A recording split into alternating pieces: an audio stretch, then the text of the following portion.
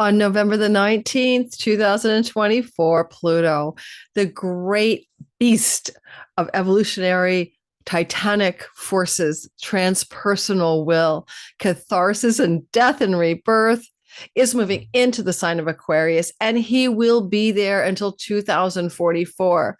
So this is the beginning of a 2-decade story in earnest. He has slipped into Aquarius a few times already, but this is the real deal.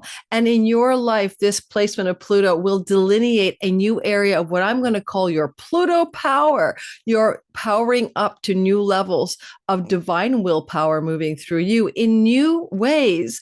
Now, Pluto is the guy who also ends things in the sense of cathartic, destructive, catalytic crisis and conflict, and for the world, because he's that evolutionary force for humanity, moving like tectonic plates of reality. When he's in Aquarius, things change for all of us in the world, not just in our individual lives and our individual skies. Just talk to any Capricorn, by the way, for individual skies, especially rising sign, who've lived through this Pluto transit through the sign of Capricorn from 2008 until this very moment. So we're going to talk about what to expect in your sign from your sign-based perspective here today. I'm going to briefly cover some world astrology about what it may or may not be about. However, I did some deeper dives into how this may impact the globe, economic alliances, science, technology, UFOs and aliens.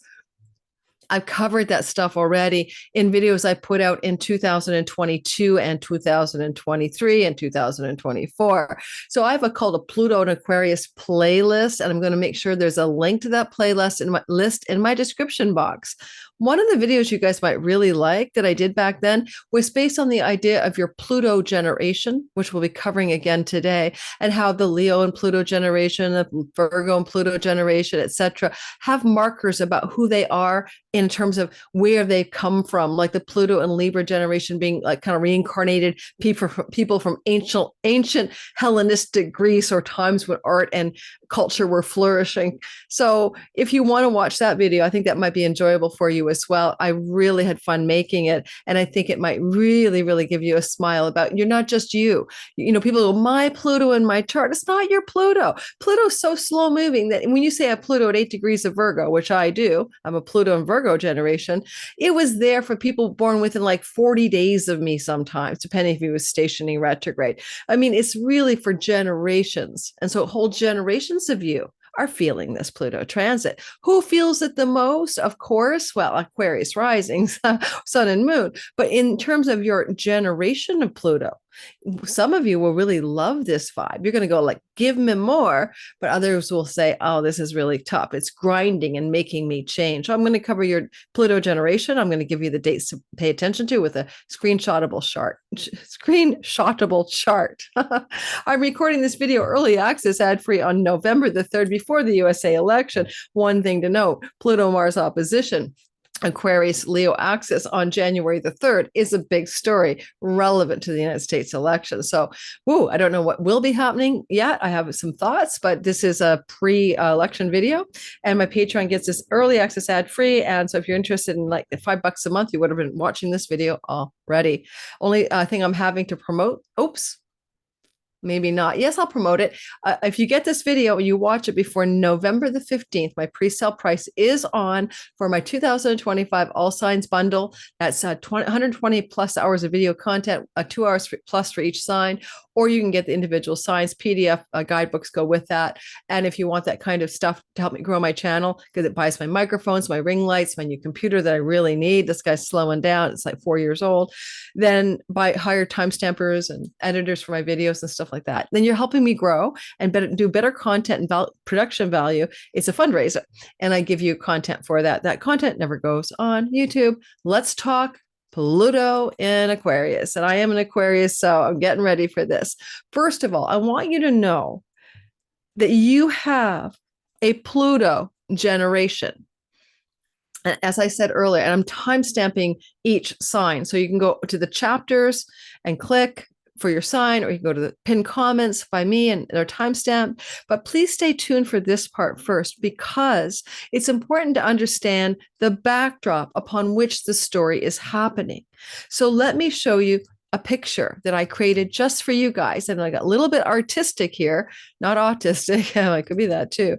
And I love making these graphics. I know that a lot of you, I talk quickly and I apologize, but that's just me, find it's hard to keep up and you know, can't just always pause and rewind. So this is my offer for you to, instead of that, be able to keep track of these information bits that I give you. So hopefully that's a useful feature for you guys. And I do this all myself. I don't have a staff. Okay.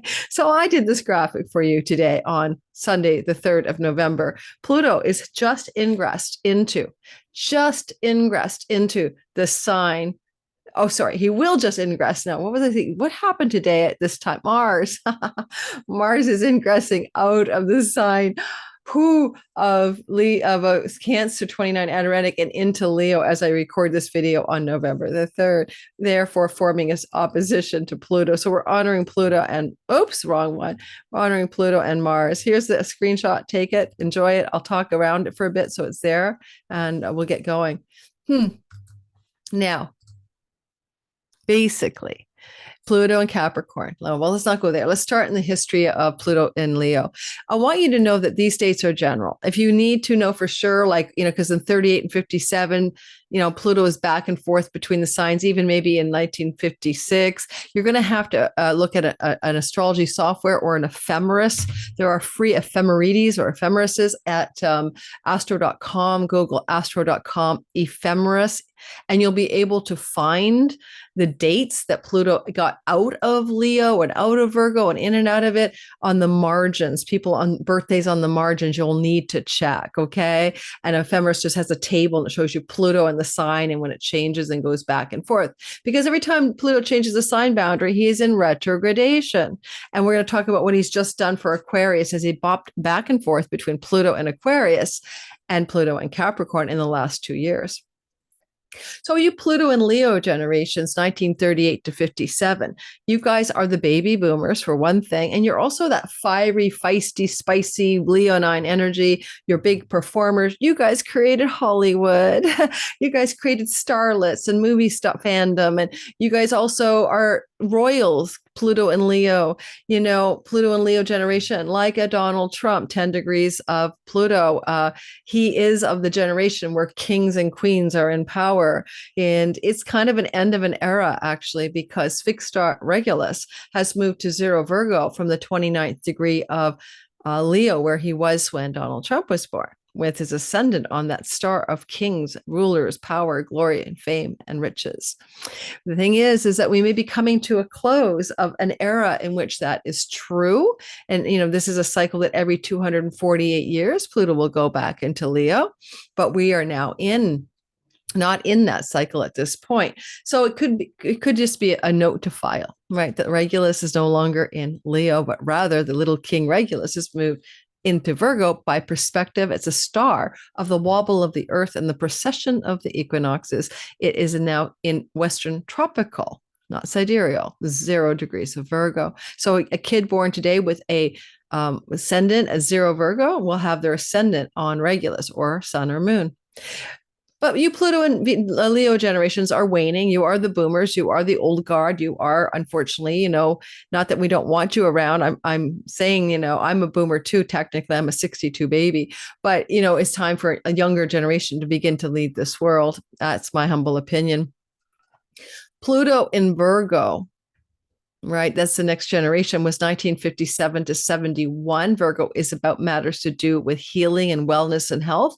A lot of that generation began alternative medicine, you know, chiropractic and Reiki and food as medicine and natural healing, and all kinds of new medical developments occurred in the generation that was born, spearheaded by those born in 1957 to 1971. So that's a thought. Is it true? Maybe. Astrological mentioned in one of her videos a couple of years ago that the Pluto and Virgo generation may have lived through a pandemic and that they have the archetype of really focused on matters of wellness, health, and healing because of that. And that could be true. Pluto in Libra generations are born 1971 to 84. And this is going to be useful in a minute. I'm going to be showing you the sky and showing you how Pluto and Aquarius impacts each of you generationally as well as individually based on your sun, moon, or rising. So Pluto in Libra generation was the people born in 71 to 84. Now they have an affinity for music and art and ostensibly in something that I can't prove, but I know Lauda Doncheva mentioned it. And I thought that's an interesting thought. Are you from the Hellenistic generation, like the kind of art and sculptures of the times in which, erudite, beautiful Greek, art was being created, and a time of culture, Roman, Greek, high culture, that era. You might notice, you might like, if you're a Pluto and Libra 71 to 84, you might have an affinity for, columns and buildings that look like you're back in ancient Rome or Greece. You might have affinities for the art and artists and the music and the culture and the things of those eras. Is it true? You tell me in the comments if you like your Grecian urns and stuff like that, or your ancient sculptures of deities from the Roman and Greek pantheons. So Pluto and Libra. And Libra is the scales of justice and law. And so a lot of Pluto and Libra generation are about fairness and equity and equality. And so you guys born in 71 to 84 were spearheads for movements to do with fairness in the world. Think about if that applies at all to some of you born in that window of time. A lot of my clients are the Pluto and Libra generation. I can never remember who's an X and who's a whatever, but I think that might be maybe it's not Generation X. It might be Generation X. The Pluto in Scorpio generation. I don't know why it says 1194, but it's 1984 to 1995. So I have one child born in that generation, my son. Pluto in Scorpio generation comes from scorpionic themes of death, destruction, poison, secrets, and stealth. Maybe you've had lives or experiences that are scorpionic, and Scorpio includes things to do with mistrust of authority because you guys dive deeper. Maybe Pluto and Scorpio generations have lived through decimations of war and wartime stories because in other lives, because Scorpio is the planet that is about Mars rulers and war as well. Scorpio rules poisons, and you may have lived through wars that were caused and used poisons in some way. And, who knows what kinds of weapons of poisonous mass destruction existed in prehistoric times. And maybe you have a fear of poisoning as well, but also just thinking about scorpionic themes, and how you relate to them as a generation. I said maybe the Libra generation was art, beauty, fairness and stuff. What is the Scorpio generation? The whistleblower generation, the one who doesn't believe the what do you call it? The spin cycle, spin doctoring, Orwellian control of thought, who doesn't believe the stories that the media spins, the ones who suspect the legacy media of not telling the truth, conspiracy theorists and stuff like that. No, I'm not saying everyone born 1984 to 95 thinks that way. That's ridiculous. But you may be more prone to distrust than other generations, established authority. Then we move into the next generation, which is my daughter, Pluto in Sagittarius, 1995 to 2008. So 1995 to 2008, that generation is fresh and new. What will they bring to the world? I think the millennials are the Pluto and Scorpio generation. But someone in the comments let me know what the delineation is in sociology, because we're using astrology here. But Pluto and Sagittarius generation is, I think, definitely Gen Z. And they're fresh and new. We don't know what they're going to do yet, right? Because some of them are still so young. But we're learning to see what they're about as time goes on. And this is a generation that in the Western world doesn't own a home, and they rent, and they don't think they're ever going to own a home. This is a generation that it's growing up, unlike the boomers, in which you graduate from college and get a job, big frigging deal. Doesn't mean you're going to make money in a field, doesn't mean you're going to succeed to get your home, and your salary doesn't pay your expenses. And we're talking about the Western world. I mean, I know it's different in different places in the world, but first world countries, for the most part, that generation is feeling like they're disenfranchised, right? They somehow missed out on the gravy boat of the other generations. But and in my daughter is a Pluto and Sag generation. My son's Scorpio. He actually owns a property, a condo with his wife, kind of thing. I mean, he graduated from school and he could get work in his field. The Pluto and Sag generation coming out of universities and colleges are not having anything like that experience for the most part. And they are weighted by, say, student debt and student loan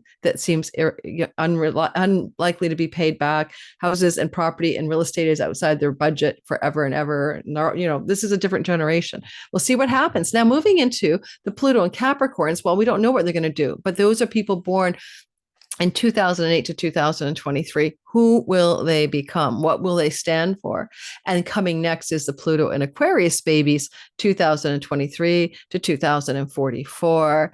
Now, I just want to let you know that we've experienced Pluto in the sign of Aquarius already. He has tiptoed in to this sign back in 2023, March through to June. So we got a flavor of him. I think it was March 10th to June 11th, but March to June, we felt a little of the energy. And that was the big AI boom. That was like, oh my God, this is so exciting. Like, all these softwares that could take your photos and give you generated images of you that look nothing like you, but whatever, Lensa and those kinds of things. And of course, Chat GPT emerging and all of these kinds of new AI technological developments were all of the rave March, April, May, June of 2023.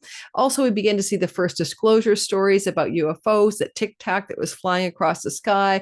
And later on, we got the David Grush guy coming out and saying that there's like aliens in bases and there's secret governments and like the governments have the technology of the aliens. It's all being hidden from the public. Some of that might have come out in 2003. But even more surely came out because in January of 2024 through to September 1st of 2024, just behind us, Pluto was back in Aquarius. And so we're seeing things to do with AI and stories about artificial intelligence, stories about the UFO alien phenomena reemerging. So I'm going to say in general, what I think we're going to see once we get Uranus into Gemini, the air sign of the brothers, Pluto moving through Aquarius, and that Gemini air sign starts next summer, but it also deepens when Uranus gets into Gemini full time in 2026. So in essence, what we're going to end up seeing is that combination of planets likely leading to, we're going to meet our space brethren, or we're going to get, a download of, we're not alone in the universe. The truth is out there. Good old X-Files becomes real. And I think it's true because thank you to one of my colleagues who's been on my channel a couple of times now, try to get him back on before Christmas, Dan Waits of World Astrology Report. He mentions that, his historical research on Pluto and Aquarius was always about a time in which new cultures clash and intermet, like when the Spanish conquistadors went off and discovered the Incan Empire, and the Incans discovered the white guys coming in who they thought were their Quetzalcoatl or whatever. I can't say it, but misinterpret that as the feathered serpent lore, So that there would be this sort of God that returns to them that had been historically there. So obviously there were white aliens amongst us, white bearded aliens amongst us way, way back when. Anyway, so we're like, if you think about a new world being discovered, but it's not about a world. It's like the Spanish didn't get to the New World and discover land. They discovered culture, and the culture discovered the Spaniards. And there was this like culture shock and awe that there's a world and a culture and a peoples with various levels of difficulty in that crisscrossing of these learnings of each other. So it's possible, like genocide of the indigenous people with smallpox blankets and stuff, like hello. And so not necessarily in that incidents, but how when cultures meet, one wants to dominate and control or take over the land. So I don't know that that's going to look like that. I don't think we're going to have hostile aliens trying to take over the earth. What is that famous movie about that? Where the alien, not the nice one, the other one, famous in the 80s. Is it called Independence Day? I think so. So anyway, long story short, I am predicting that by the time we get to 2030, at the latest, but probably much earlier, we're going to see our evidence that there are non-human life forms that we are in contact with already, and we'll all know about it. And we're also going to see incredible advances in technology, because with Uranus, a technology, planetary energy of invention and innovation, in a sign of ideas and air and communication. Pluto in a sign of people, communication technologies, for example, and AI can really, really take off. The obvious direction is digital nomads, central bank digital currencies, perhaps, but also digital IDs.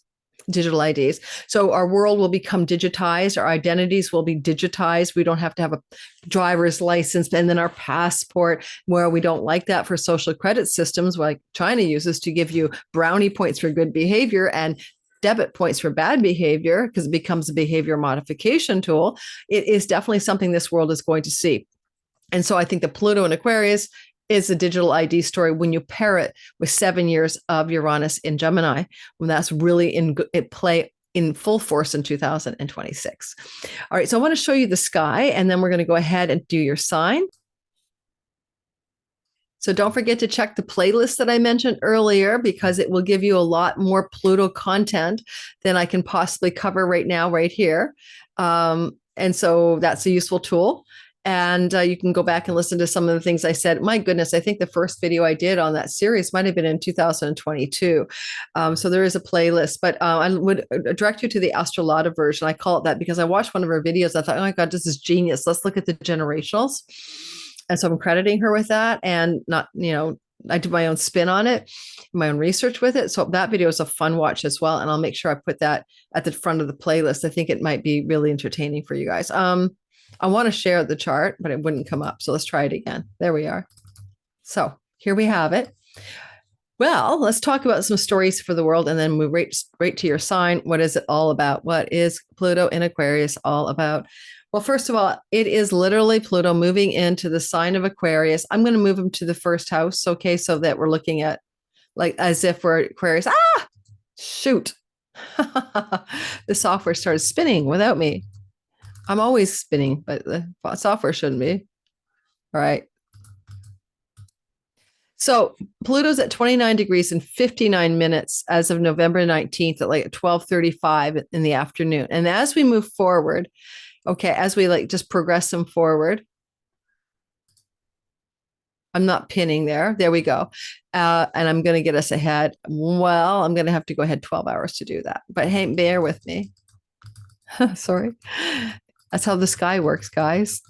It doesn't stay in place. So it's November 19th in my time zone, Pacific Canada. Could be on the 20th, your time zone. It's still the same sky. It's just whose time zone are we in? That's what we're talking about here. Pluto moves into Aquarius, and he's just not going to queue. There he is on 19th and 20th of November. And here he is at 0 degrees and, a tidbit of Aquarius. And you can see the first thing he does is he queues up. Don't look at the moon on his very first ingress on the 19th. The moon is not actually there, but in his very first queue up, let's get rid of the moon because it's not like baking in anything. It's not really the ingress moment. The ingress is the moon is in Cancer, so you know. So what the hell? The software won't hold that either. So what we have is Pluto opposite Mars. Can you see that, guys?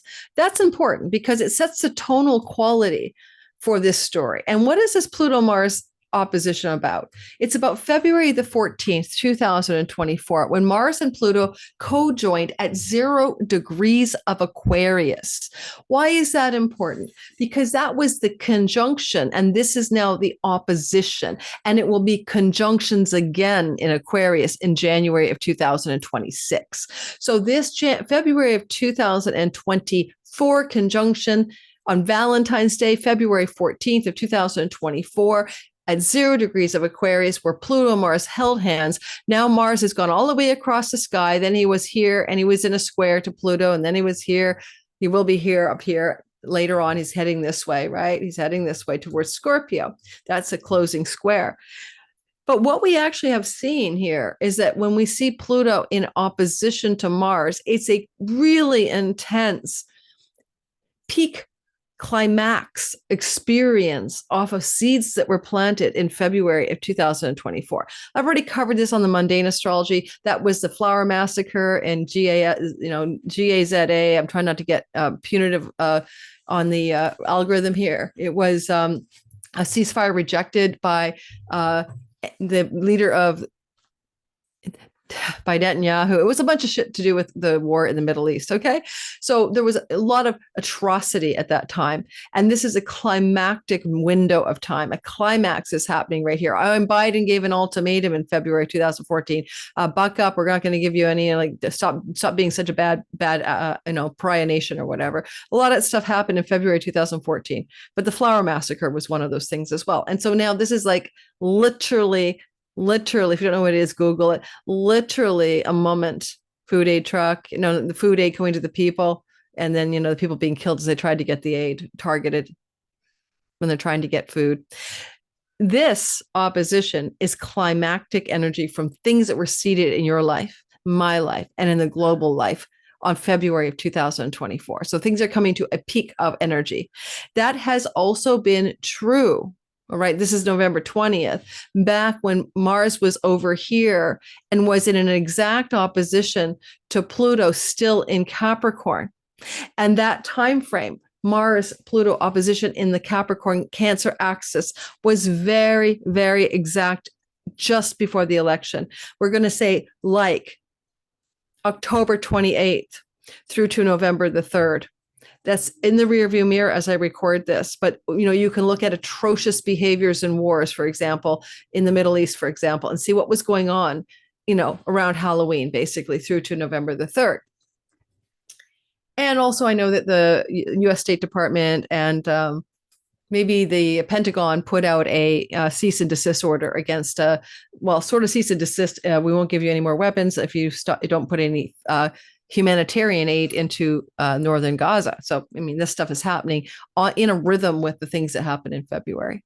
But in our own lives, we're not a nation, we're not at war. So there's explosive tension in our sky between our Aquarius and Leo axis. And why it matters, it's not just for me to tell you this about the weekly astrology. It's kind of going to be in play as an energetic signature from events that already started to unfold from a 0-degree Mars-Pluto conjunction in February. So don't think of it as a standalone event. It's a longer arc of storyline, okay, that completes in January of 2026. And this is a climactic tension moment. And I like this and I don't like this in some ways because, Pluto in Aquarius is got neutral dignity. Outer planets really don't have dignity. Mars has neutral dignity, but he sure loves the fire. I think of him as like an imperial gladiator in Rome when he's in Leo for some reason. And he's opposite Pluto, and we'll all experience this tension most acutely on January 3rd. Because on January 3rd, that's when Mars will be exactly opposite Pluto at 3 degrees of Aquarius. And he will do an exact, is it 3 or 1, but whatever degree, he's retrograde. It'll be at 1 degrees of Aquarius. And then he'll do another exact opposition on, what was the date? I wrote it down, April 27th. So January 3rd and April 27th repeat the same climactic tension. One from a retrograde Mars dredging the past into a critical turning point moment. And when he goes direct in April, no past, just the future. Like we're moving forward. A turning point is here. So in your life, who knows what that is? But I'll tell you what, it's your Leo Aquarius axis axes of the chart hotspot. This is going to impact everybody, but of course, Aquarius rising, sun and moon in the first 4 degrees of Aquarius or 5 degrees. Same with Leo, sun, moon, and rising, first 5 degrees. Same with Scorpio, sun, moon, and rising in the first 5 degrees. Same with Taurus, sun, moon, and rising in the first 5 degrees. You guys feel this as a crunchy sky. Rah! It's difficult. And I have to say, you always ask me, but I'll repeat it. Sun is purpose and career, eternal self. It is the actor who plays the role. It is the game player who plays the character. The rising sign is the character, the avatar. It's a character in the movie, and it's the avatar. It's the role you play. But it informs everything because you have the vantage point of the first house and you witness the whole sky. It's your perspective in life. It's your viewfinder. Just like an actor inhabits a character, you inhabit the rising sign. because it's when you were born, the moment of your breath on the eastern horizon, what was tropical symbolic sky was rising. And then your moon is a lot to do with your body, your home, your nest, your mother. And sun can be father. Sun is career and purpose as well. And moon is like my nest, my home, my safety, my emotions, my mind, how I feel and think about things. All right. That's one way to look at it. I like to listen for all three. You take your pick. I think most of us find our rising and sun are very useful delineations, and they work in different ways. The sun is going to align you more with matters to what the hell is my purpose in life and why am I here? And the ascendant can impact you in sort of a more global, how is this character getting buffeted about by the game of life. Game of life. All right. And how to play it. Florence Scovel Shinn. Go get the book.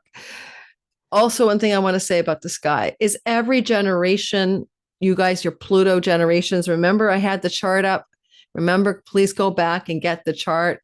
I don't know that I can repeat it from here, but let me go back and tell you what it is. I'm not going to read the chart from the beginning. If you come into this video on a live premiere late, go back and get the chart. Is important to see what your generation might be, etc. But if you were born, during the Leo generation, right, the boomers, like the ended like in 1957 when Pluto left, 1937 to 1957. If you're one of those guys, like Donald Trump, you're one of the generation that your Pluto is here, and Pluto is coming into an opposition, right? Well, hello. You have to be old enough for that to happen. Like Donald Trump's 78. I mean, so a lot of that generation is now experiencing their first ever Pluto opposition energy. Oppositions are self and other. It is a time of critical life change through struggles and conflicts over control, authority, and power. My will or your will? Whose will's in charge? Well, with Pluto, nobody's will's in charge. It's really transpersonal will, big will, divine will, if you like. It's not your personal willpower, but Mars represents personal willpower in some astrology. So it's an interesting time, too, when we get to go our personal willpower and evolutionary forces that are greater than our personal willpower for the world are in play. But for you guys, Leos, the Leo generation, obviously you're in the thick of it. So you're going to experience this energy very intensely, not just now, right? But over the next 20 years. I don't care what degree your Pluto sits at in your Leo generation. The whole Leo generation, the whole boomers up to 57 are getting this intensity. There's no doubt about it. So because I don't have it memorized, I'm going to share it with you guys again. I'm never good at memorizing things that I create, but let's just go back just in case you didn't see it. Screenshot that, please. This is useful because I'm going to go through each generation and how this impacts you this time around with Pluto moving into a first in a lifetime Aquarian storyline, right? So if you want to take a little screenshot of this, that would be nice and don't forget, I also mentioned, please go get an ephemeris at astro.com, Google ephemeris, astro.com, and pull up the charts for when on the margins. A lot of you guys are going to be on the margins here. Maybe, in 85, Pluto was between the signs, a little bit in Libra, a little bit in Virgo, or a little bit in Scorpio. So you want to get that whole story done by looking at an ephemeris. And that's something I just told you to do on astro.com. So now that I'm here, I'm just jotting it down so I don't have to toggle back and forth, right? And I can remember this way. Yeah, praise the Lord. I got a good pen handy. All right, Sag. My daughter's at Sag. My son's at Scorpio generation. And so back to the other chart with you guys. So hopefully I'm not boring you. I will get to your sign. But okay, so first of all, Leos are in the thick of it, like humdinger, hard stuff going on. Who else feels really challenged by it? The Scorpio generation from 1984 to 1995, because you guys are up here at the top of the sky and you're getting squared by it. Okay, that's a T-square energy if you want to count Mars, but just in general, this is squaring you. So it feels challenging. Squares make you want to take action and make decisions, but they feel like you got sand in your shoe and or someone's elbowing you in the ribs. Squares are not easy. They're the nature of Mars. by ending, cutting, severing, fracture, conflict, combat, decisions and actions, all Mars words, you actually propel yourself forward, but you wouldn't go, wow, that was easy. You wouldn't do that. And if you want to know what it's like to be in a square position, if you want to have someone to talk to about it, maybe someone to, what do you call it, like sob story with, talk to people who are Libra, sun, moon, and rising. Because since 2008, Libra, sun, moon, and rising folks have been square Pluto and Capricorn. Those Pluto Libra generations, right, have been in the thick of it. Who are you Pluto Libra generations? Did you forget who you are? You're 71 to 85. 71 to 80, 1985 generations, starting in 2008 through to 2024. We're in the crosshairs and the turbulence of a square Pluto square generation. So now Scorpios are there, and you can talk to the Libras about it. Libras, you love this. This is smooth sailing this time around. Finally, all of that hard work paid off where you struggled since 2008 to 2024 dealing with Pluto in the sign of Capricorn. Now you 1971 to 85 babies can breathe a sigh of relief. Why? Because now Libra generation, Pluto is flowing to you, and you are going to like this experience.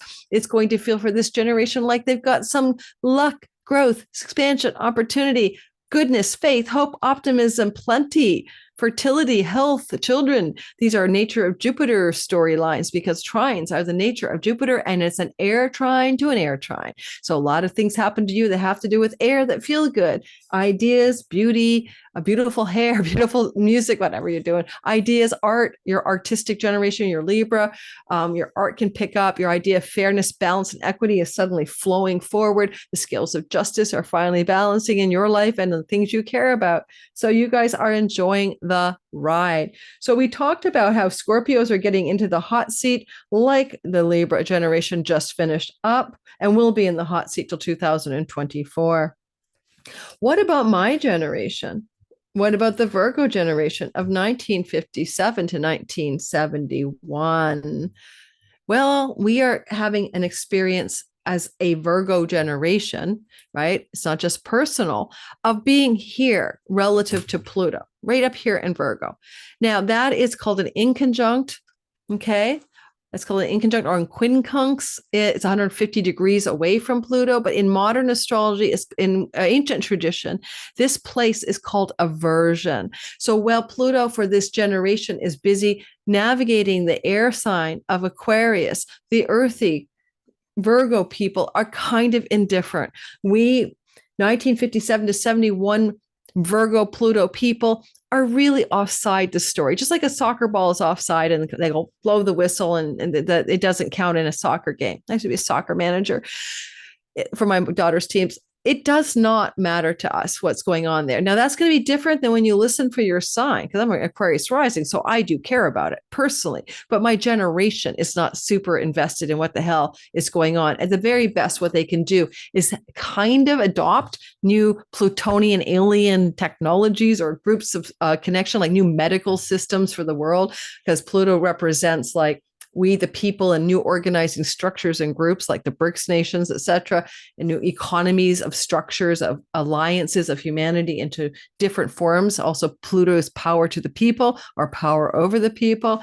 Either which way, if you're a Virgo generation, you might now be saying, we need new medical communities. We need like new, like small pods, like one doctor, two neighborhoods, more intimacy, or restructure medical stories, basically. But we're kind of like, it's over there. Our generation isn't really in the thick of it, haven't really been stressed out. We were stressed out. We were stressed out when Pluto moved through Sagittarius. Yes, we were. Our Virgo generation, right? Remember 1957 to 71, when Pluto moved through Sagittarius, we were stressing. That was 1995 to 2008. Tough for us. This generation back then, we Virgo generations were struggling with the square as Pluto moved through the fire sign of Sag in 1984. to 1995. And I can attest to that. I did not like that time in terms of the feeling of power, personal or divine. I felt tossed around on some seas of potency that had no control over as a generation. Don't forget, my chart is different too, but I wouldn't say 84 to 95 were my best times. In fact, they were difficult. And I was cast adrift in uncertainty, new motherhood, and a lack of any meaningful work or job. So yes, it was challenging to say the least. And so, I mean, anyway, you Virgo generations like me want to comment in the comments, 1957 to 71. How did you not enjoy the Sagittarius transit of Pluto? How did you not enjoy the ride 1990? And your friends born in the same age as you, in what ways did you not enjoy it? And anyway, we experienced that tough ride 1995 to 2008. And then things got all better for me. Sort of. Okay. Well, let's keep going. If you're born with the Sagittarius generation, right? If you're like 1995 to 2008 and you're quite young, you are in a flow to this energy here. What I mean is that the distance between Aquarius and Sag is a sextile, the nature of Venus. It allows for easy, graceful, flowing, supportive energies for you.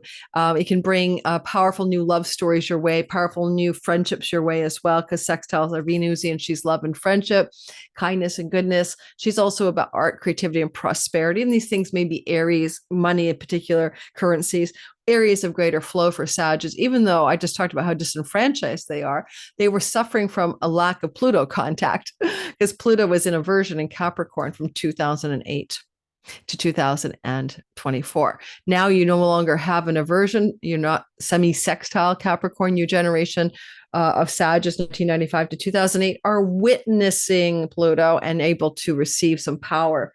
Now, lastly, Capricorn generation 2008, born 2008 to 2024.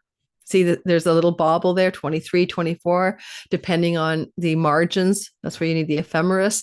You guys are not able for the next 2 decades to witness Pluto. So he's not harming you. You'll be in aversion, but you may not be getting any Pluto power for 20 years. So that younger generation of, little ones, 2008, 2024 are still figuring out what to do with their lives anyway. But you guys will be kind of like Pluto free zone until 2044. And then game on, you begin to connect with Pluto in a sextile relationship and figure out what you're going to do when Pluto moves into Pisces, right, in 2044, full-time, a little bit in 2033, but full-time ingress 2044. Now, that was a bit of an historical lesson for you about all the generations, and I hopefully you got a chance to screenshot what I gave you. We're going to do your sign. Every sign will feel different than the generational stories. Your generational stories are separate from your personal chart. I really encourage you to listen for your rising sign. It's often quite accurate. So if you don't know your rising sign, go below in my description box and get How to Cast Your Chart in Whole Sign Houses free tutorial. Not only do you learn how to use the ancient tradition of whole sign houses, which is very accurate for prediction, but you also get to see me teach you in a video how to cast your chart with free online software.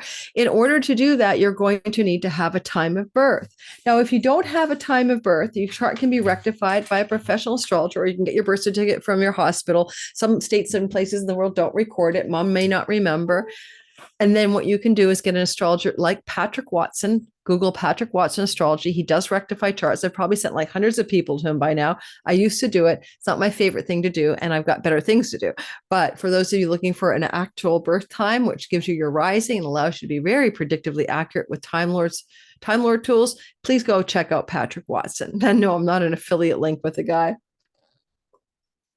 but I believe he does a really good job. I had a couple of clients who's been rectified by him come to me, and when I tried to rectify them, I got the same results. And so I do think he does good work.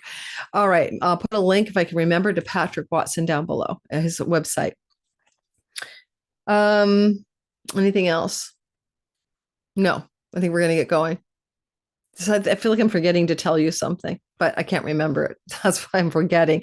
All right, so we're going to go ahead and do your sign. Don't forget, sun, moon, and rising are all accurate. And check out my 2024 all signs pre-sale until mid-November. And then it's gone forever. That price never comes back for the 2025 Time Your Life Best Life video series, 2 hours plus 2 hours and 15 minutes for most videos that I'm recording now. I'm doing production in October, November. Then they're delivered to you on November the 17th. All right, let's roll, guys. We're moving through the sky with Aries first, as Pluto is going to spend 20 years in Aquarius. We're doing a deeper dive video for the 2025 preview videos, big deal transits, because I'll also be talking about the mini trine forming to Pluto in Aquarius, in a beautiful trine to Uranus and Gemini, also flowing commensurately with the other planet Neptune moving into Aries, forming a water and fire trine in our sky next year. So that's a big deal, and we'll be talking about that for another video. Fire and water instead of earth and air. It's a whole new era for humanity. Let's talk about this story for you, Aries, Sun, Moon, and Rising. Let's backdrop it with a big deal story. Mars is your guy, right? And so when we start off with Pluto moving here on November the 19th, 20th, the first thing he does is crisscross paths with the Lord of your sign. Is this good? Is this bad? Said the Zen farmer, when his son broke the leg and couldn't help on the farm, but then was, absent from having to go to war. This is the thing that happens. We never know it's good or bad until hindsight gives us 2020, because sometimes with Mars, it's just what gets cut, severed, snipped, and ending in our lives. And it's just time to let it go. And in this regard, Mars is your ally, because Mars is the Lord of your sign. He's your Lugna Lord, your primary guiding planet for Aries and Scorpio. So having Mars moving into this part of the sky, into your fifth house and opposing Pluto, is going to matter. And don't forget, Mars does not even full-time leave Leo. He's there all the way through to January the 6th, when he retrogrades back into Cancer on opposing Pluto. And he'll be back there in April and May again. So there's a lot of Mars-Pluto opposition going on for you at this time, and it's in your fifth house. And the fifth house has to do with your lovers, your romantic relationships, your children, your creativity, your entrepreneurship, the things you do that are competitive when he's here. He's like a win-lose guy. You might get more athletic, more competitive, start playing more risky games of chance, taking more speculative risks with finances. Just be careful. Mars in the fifth house is also passion. And this is your creativity and your muse and your art and even your entrepreneurial creation. So there's a lot more drive, ambition, passion, and excitement. But what about that opposition to Pluto, especially now and into April of next year, April, May, just to start the flavor of the whole thing, right? You're like, oh my God, I have to deal with the energy of greater forces than me in the 11th house of great gains from your career. Often this can look like getting rich. Pluto will be traveling here for quite a while. Ask anyone who's gone through this transit already of Pluto traveling through their 11th house of great gains from one's career, and they can probably tell you stories of increased wealth through career matters. Okay, those are the ones to talk to, and those would have been Pisces rising in particular. Went through that from 2008 to 2024. Now, Pluto doesn't just do that. He can also cause, difficulties, transformation, death, and rebirth with friends, allies, benefactors, elder sibling, one older than you, massive challenges, perhaps even with some groups of friendships that you belong to. And, literally coming into a narcissistic, dominating, controlling relationships with friends or social groups. Pluto here, you're going to join the Marxist dominator society where people are, I don't Marxist, I think Marxism is fine, but, going to join some kind of group of belonging where the top-down structure, Pluto, is a narcissist. So, we find groups in the, belong to a club, a society, a spiritual community sometimes, and you can find the controlling dark father Pluto energy up there, or just the controller energy. You may have had deep transformations through the death of friends as well. Those of you who've lived through this, but the newbies coming in, that's what you might have. People pass and friends pass. Life is full of loss.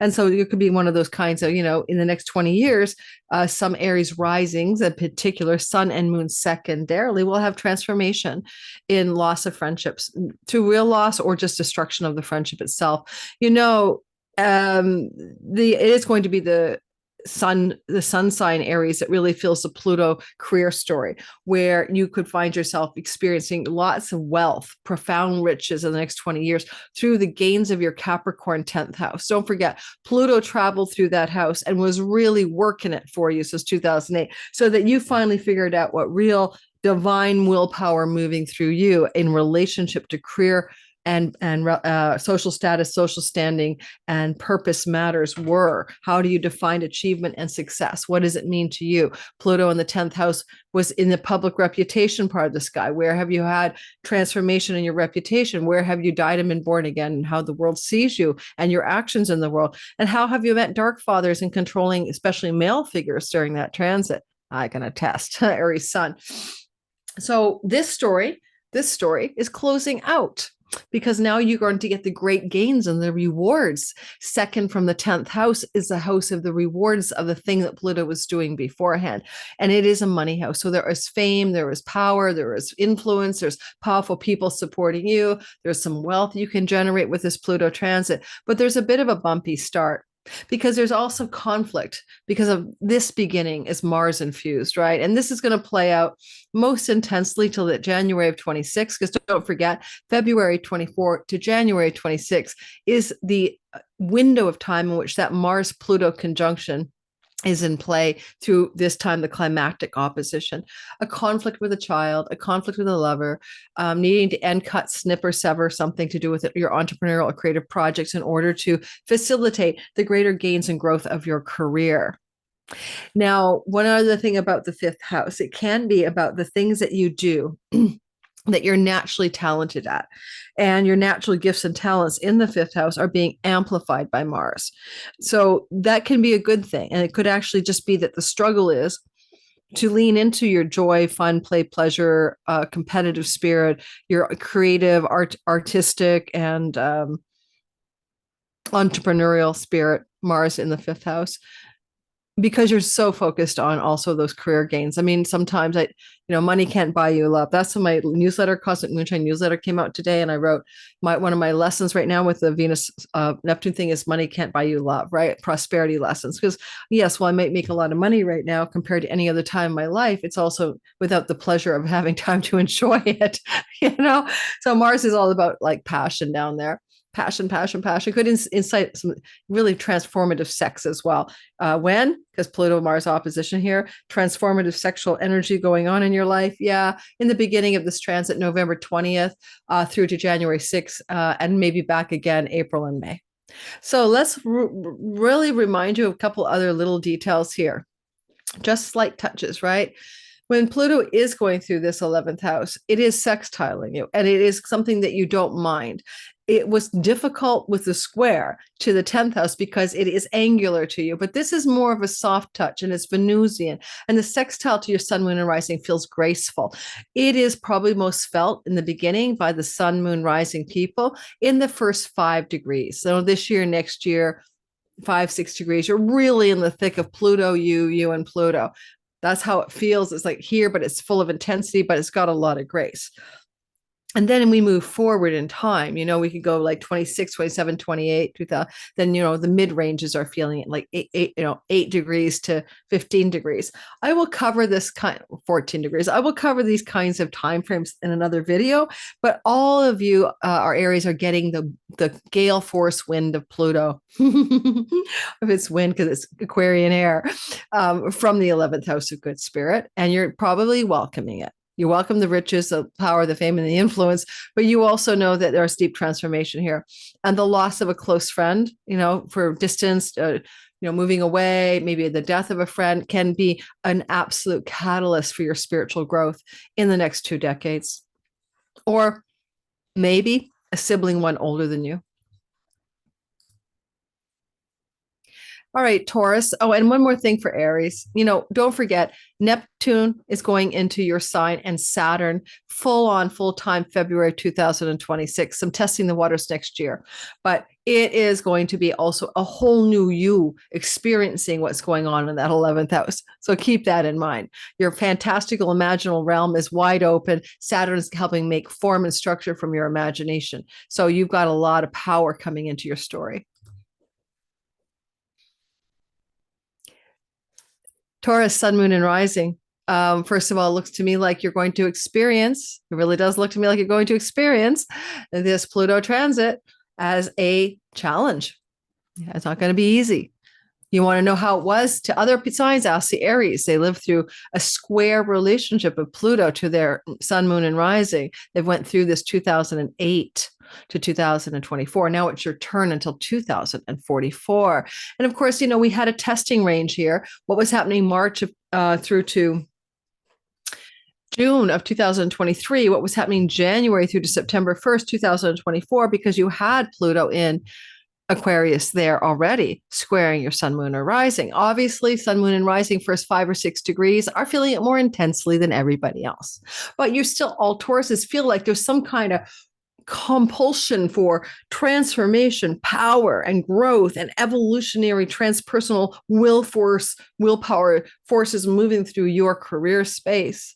Downside, narcissistic, controlling a-hole bosses, getting into structures where there's some kind of like tyrant above you, because authority figures and that kind of thing is a father figure, 10th house. And so you just have to be careful, like where you put yourself in the world over the next 20 years, that you don't get underneath the thumb of some narcissistic, tyrannical controller. Okay. That aside, red flags, right? Walk away. That aside, you could get powered up. So I can speak to this for you. I'm an Aries sun and moon. So I went through this transit already, and it is what created lunatic astrology. This is why you're here today. It's what led me to study the traditional astrology methods. It's what led to me getting into an online world to begin with in like 2013, 14. This transit from 2008 to 2024 is why I'm on this channel with you. So it has been a long journey. It had a lot of ups and downs. I had a lot of misfires and failures. I also quit entire career paths that started anew, drifted in the void. So you can't just say, oh, it's great. It won't be all great. It'll be like a phoenix has to rise from the ashes. What is the burning down so something can be rebuilt? What is deconstructing in career, reputation, purpose, success, ambition, so something can be rebuilt? So you're not necessarily ready. I mean, this just started. You don't know what's going to die and be born again up there on the top of your sky. This is a house of fathers, father figures. It can literally mean the loss or death of a father or father figure in the next 20 years. So don't take this as I'm telling you your dad is going to die right away or something awful like that. I mean, I'm just telling you, it's a 20-year story where authority figures, father figures, and Pluto death can happen. With this story as well, we start off in the very beginning of the story, right? With Mars in opposition down here. And this is through the 20th to 20th of November or so through to January 6th, and then back again April 18th at a couple months, where Mars will come into the 4th house opposing Pluto. And with the retrograde, there's some changes of home going on, but it's a struggle vis-a-vis career. So you may be fighting in the home, moving from home, changing your home, constructing your home. These are Mars things in the 4th house, traveling far from home, battling with someone in the home. These are Mars stories. But sometimes it's just simple. You're going to change your home. December 60 retrogrades, go back to another home, move to a home, change your home. In fact, he crosses that sign boundary here on into the Leo zone on November the 4th. And so as soon as he gets there, things to do with your home are already activated. Be careful for like a really sharp contrast in the beginning of this ingress between you and your work and home life. Private life and work life are in sharp contrast. And the difficult part of it is Pluto has a lot of power at the top of the sky. And it can be that the demands of the work in order to power up there can be at odds with what's happening in your home life, to the point where your home life becomes a battlefield with the domestic inhabitants, roommates, parents, significant other. So this is where the risk is for sure. Mars is applying towards your 7th house of long-term committed love.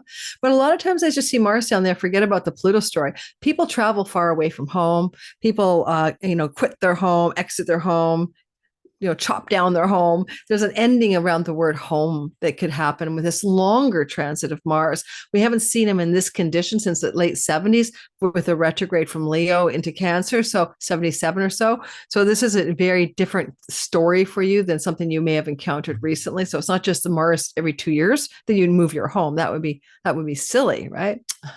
I do say so. I think some of you could go on a pilgrimage. Mars exalted your ninth house of foreign shores and lands and rose there in January of 2024 through to January 26, that could indicate some Tauruses are going to go back to school, college, university, or travel to a far off land. And maybe Mars here is that exiting the home and homeland to spend some time abroad, or to go on a pilgrimage, or move your home to another country, for goodness sakes. Why not? North Node, Rahu in the house of far off foreign shores and lands could have some of you contemplating that. Now, one more thing to say when Pluto's at the top of the sky is, where did you come from? You came from this. You came from Capricorn, where you were getting ready to learn something new as Pluto went through that part of your sky, your ninth house of God, for a long time, 2008 to 2024. Deep, profound transformation to do with spirituality, faith, foreign shores, visas, travel. Matters to do with court and legal cases and lawsuits, matters to do with judges, matters to do with higher education, and also the book publishing industry. These have been deep, profound learning lessons of spiritual life stuff for you. And now that's over. And the gains of all that learning, second from the ninth, happen in the 10th. This is the reward, your career success over the next 2 decades, and change and success is the reward for all the hard work of the Pluto Capricorn transit in the 16, 17 years that preceded this. All right. So let me know, Tauruses, how that resonates for you. I'd love to hear. I'm just curious. Well, Gemini, sun, moon, and rising. It looks to me like the thing that's going on here is that you have a journey with Pluto that's going to take you till 2044 to finish. And that's Pluto in your ninth house. You've tasted the waters here, March of 23 to June of 23. You've also tasted the waters here, January of 24 to September 1st of 24. Little teasers by Pluto. What is it like to be in a situation where Pluto wants to transform your faith, your spiritual belief, your way of seeing meaning and purpose in life, your Dharma track? Now, you have not yet to fully understand this. Maybe some of you Geminis 0 to 3 or 4 degrees have flavors of it already, feelings of what it means for you. It's a trine. The trine between your sun, moon, and rising is perfectly okay. It is the nature of Jupiter, and it tends to bring blessings like fertility, prosperity, faith, hope, optimism, dispeller of darkness, guru.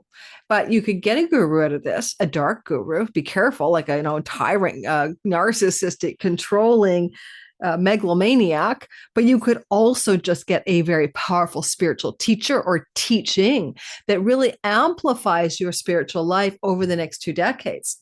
Pluto up here can transform your life in terms of education. If you want to go to college or university under this transit, the learning you do will transform your reality profoundly.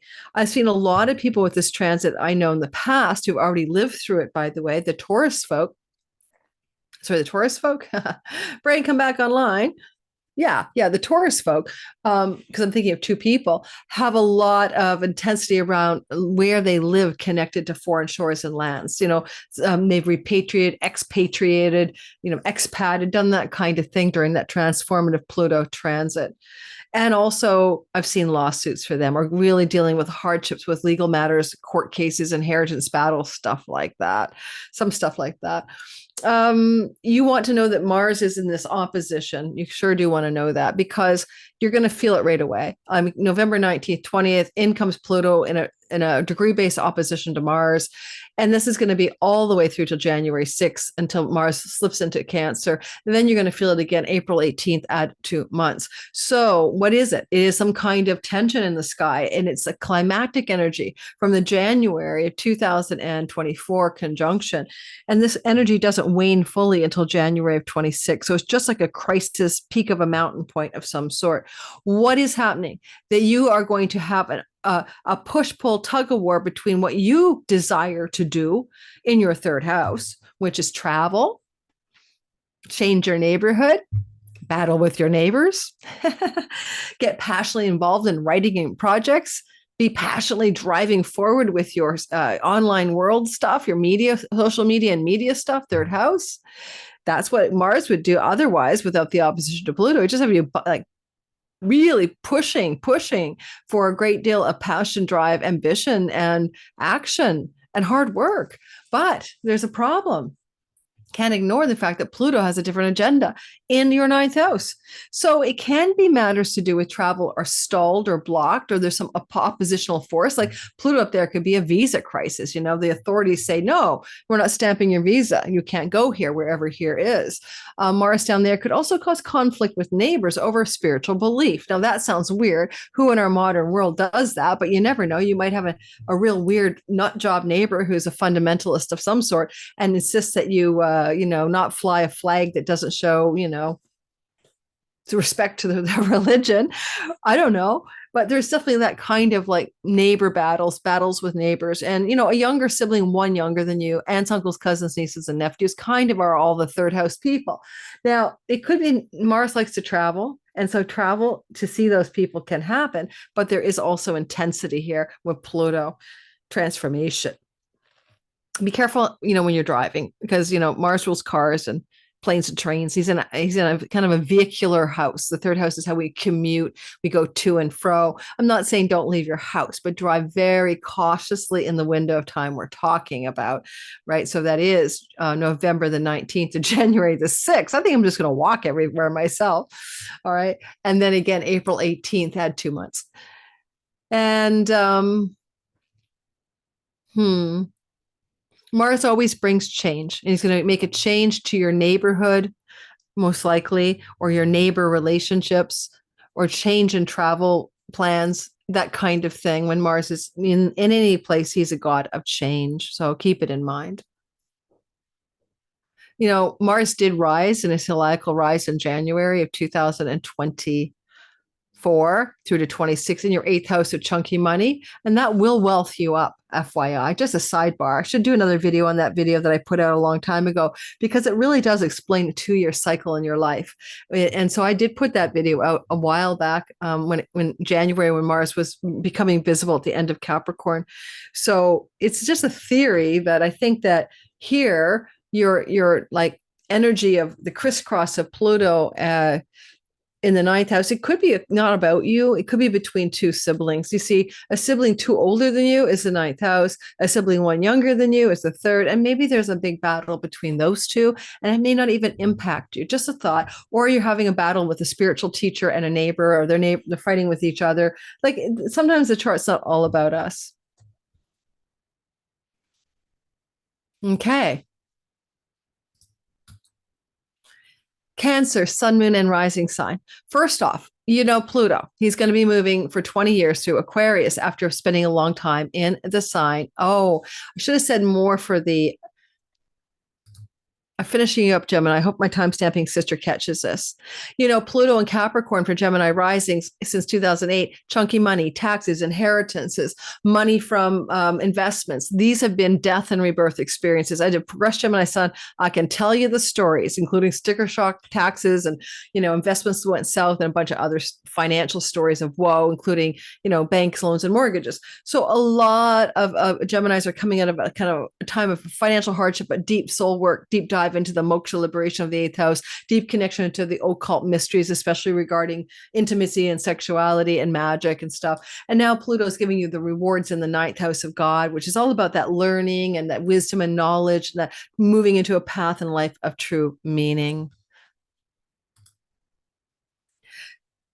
Cancer, sun, moon, and rising sign.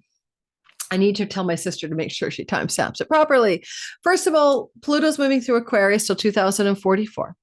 You've had a teaser taste of this story already back in March of 2025, March of 2023 to June, and all of 2000, like January through to September 1st of 2024. Now, full-time, full-on, like November 20th till 2044. It's the same story that I just covered in the last little comment when I was talking about what the sign before you had already gone through before.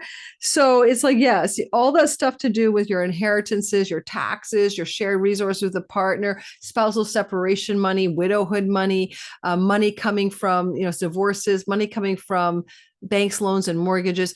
this is death and rebirth. This is really profound transformation regarding those themes. But you also have your moksha house here for liberating yourself from the limited egoic consciousness that you imagine you are. And so I've already gone through this, and I 3 spiritual awakenings of great magnitude during that transit from my progressed Gemini sun. Progressions are not as powerful as your natal sky. And for you, it's like, okay, so now you're getting ready to step into the storyline. How is it feeling already? Do you got any intimations of it? Because what Pluto did before he got into your 8th house was he spent a long time, since 2008, in your 7th house of marriage. This is audience, marketplace, business partners, but let's put a spade on a spade here. It's marriage. It's the person that you're with. You're monogamous, committed, cohabitational, whether you're on a legal certificate or not. Those relationships have been transformational for you. They've gone through significant death, near death, rebirth experiences. Some of you hooked up with narcissists and controllers and really difficult people, but now you've been traumatized. I have a Cancer rising girlfriend. Husband just walked out with another woman 20 years into the story. That kind of trauma is there. Trauma is Pluto. So, but Pluto is also teaching you something, right? About codependence, about interdependence, about dependent relationships, 3 kinds of way of being. You're either dependent on the person, you're so independent, it's not even a relationship, or you're interdependent. So probably part of Pluto's lessons was how to relate to others in a healthy manner and how not to be controlled by really weird assholes. And so now, and women as well. And Pluto is now in your 8th house. So he's giving you the rewards of the hardest lessons you've learned since 2016. And these can be financial rewards. Now, I told you about my story because I'm the sign before you here with my progressed sun and how I had all these ups and downs with my money. It ended well. It ended well with YouTube revenue and clients and a thriving astrology career. It ended well. I incorporated and building my wealth up again after losses. So it can end well, but it may start off with a few rocky patches. And I can see this being an inheritance. I can see this being widowhood monies. I can see this being spousal separation monies and divorce monies. That's what I can sense it being in the next 20 years. Any of those things could happen. You could buy stock and become rich as well. You could get royalty income. You could get money from, book publishing company royalties. You could get lots of other ways to get wealth, Pluto, riches, Pluto, 8th house money. Finally, secrets, dark secrets, things that were hidden from your understanding, especially family secrets. Pluto unearths and digs it up. This is a story that you might live through until 2044. I also had a few of those. And really, honestly, when you find out something you don't know, he's like, wow, that's interesting. I didn't know that. Yeah. Oh my God. Seriously. Life, the final frontier. Pluto is opposite Mars when you finally get into the story, right? November 19th. So Pluto-Mars opposition plays out quite a bit in the beginning. You're going to feel it all the way through till January 6th, and you're going to feel it again April 18th at about 2 months. Mars-Pluto opposition between your 2nd and 8th house is money stories usually. The only other way to parse it is you're going to quit something. I'm going to quit the wine, the vape, the cigarette, especially with Jupiter in the house of self-undoing. It's really good for getting the powerful willpower up and the super determination to quit the thing that ails you. But otherwise, this Mars opposition can also be a big changes in your financial structures. And you're really pushing and pulling like a tug of war about what you want to do about this. You might want to change the way you make money, the way you earn money. You got a chironic wound, North Node, trying to heal something to do with work and career, and money matters. And Mars is trying to support that, but Pluto is also in the mix. So there's really intense spiritual energy when Pluto gets into anything, because it's at a deeper level of our being than just the ordinary mundane world. It's a transpersonal planet, So you might be transforming some of your betrayal, abandonment, and shame, 8th house traumas and wounds around money, worth, net worth, the esteem of others, your value. What are you worth? I'm going to say, what are you worth? And you're cutting through the dross of your own self-identity and your values. Like, you imagine stupid values like, in order to be rich, I value hard work, or, I value a life of spirituality and poverty, because if you're rich, you're not spiritual. Like, whatever your mistaken values are, especially regarding financial matters, they are going to transform and they are going to change. You're not going to get out of this transit with the same values. You get fast forward to 2044, look in the rearview mirror and go, wow, did that ever change? It's a money axis, and Pluto is a wealth Pluto is a wealth god. I already got rich on this one. You can too. Over the next 20 years, pay attention to the lessons of life that are being given to you. Every time Pluto is met by Venus, for example, in transit through the eighth house or in opposition or square, you're going to have big money stories coming up for the next 20 years. It's a new part of your narrative. And anything else I want to tell you? I don't think so. Oh, it's an aversion to you. So even though those stories are deep and profound and they're still important, they're not like squaring you. Nobody's forcing your hand. They're not opposing you. They're not giving you luscious love and luck like a sextile or a trine. It's just over there, and damn it, you got to deal with it. It's kind of awkward. It's an aversion, right? It's like it's off to the side. I got to work on that peripheral vision stories around money, worth, self-worth, etc. So it's a peripheral but important story. You won't make it the center of your world. Having gone through it myself as a progressed Gemini sun, I didn't make it the center of my world, but it was always there, nagging in me in the backdrop, and always required my attention eventually, you know? All right. Leo, sun, moon, and rising sign. It is a story that has a transit of Pluto moving through the part of your sky that represents Aquarius, and it is your marriage house. If you are married already and Pluto enters into this part of the sky, you're going to see a lot of intensity here in the next 2 decades. Yet it's also transformation. And maybe if you're alone, you'll meet Plutonian people. This can be wealthy, powerful, influential, or controlling, narcissistic. Be careful. The sign that experienced this transit before you was Cancer. Go talk to some Cancer friends, especially rising. Pluto in your seventh house will invite you to deeper investigations of the meaning of union, companionability, friendship, romantic love, marriage, and vows and agreements and contracts of all kinds. And, you know, power Pluto, riches, right? Contractual agreements to bring you wealth and riches in the seventh house of vows and contracts, but also transformation, and also rebirth, and also rising from ashes after something burns down in a Aquarian wildfire. It is not an easy transit for easy relationships. You're already inviting in ones that will transform you to the very core of who you are. It's your decision as a soul to live through this as a life event. Okay. This is what you chose. You chose to try it on for size. It's like the Leo generation, 1937 to 57. The boomers are going through this as a generation. You're going through it just as a Leo rising, no matter what your age is, this oppositional energy of you to Pluto. And it's not always going to feel difficult, but it is going to feel intense. Because Mars starts, and before that story, before this happened, you got deep dive karmic shearing, karmic debt servicing, Pluto, sixth house. You might have gone into debt. You might have acquired debt. You might have felt traumatized by people owing you money. You might have felt, struggling with karmic debts and real life debts in life. You may have had transformation through the death and loss of pets, especially since 2008, that really transformed your sense of who you are in the world. Pets are people. You might have had an incredible transformation of self through challenging journeys of health challenges, and also work.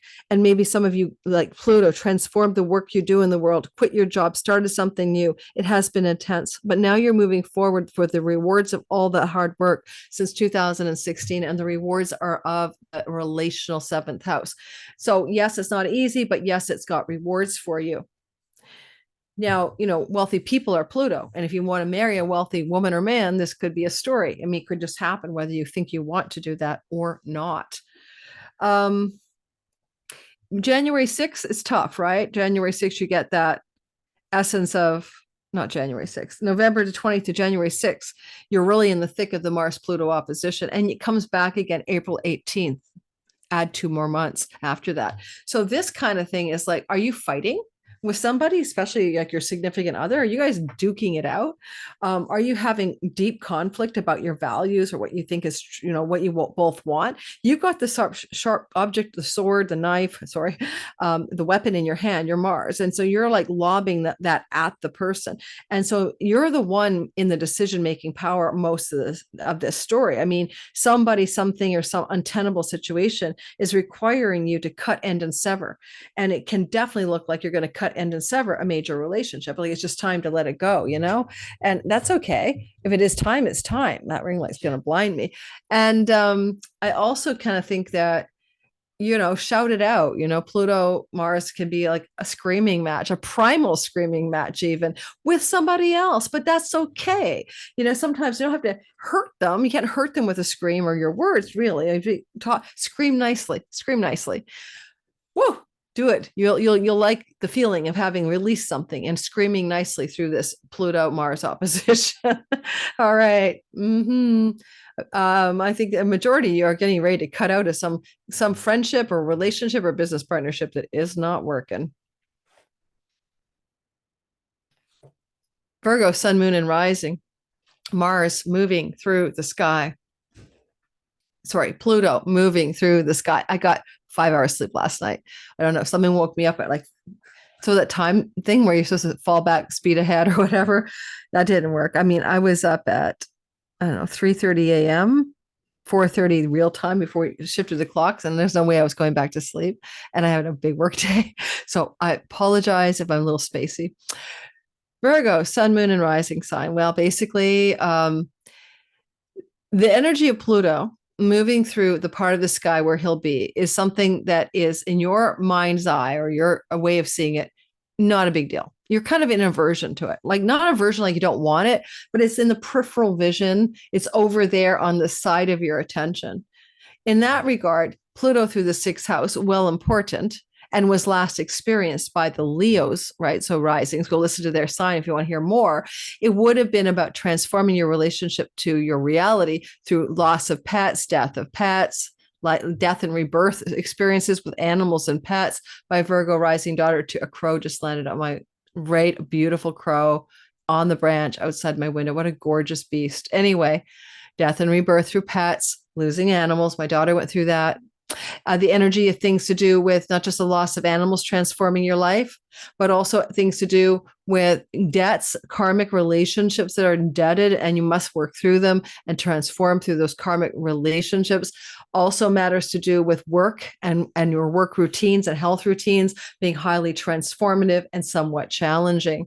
And in fact, working in that milieu of that Pluto thing, a lot of you left your work or quit your work by the time this transit ended.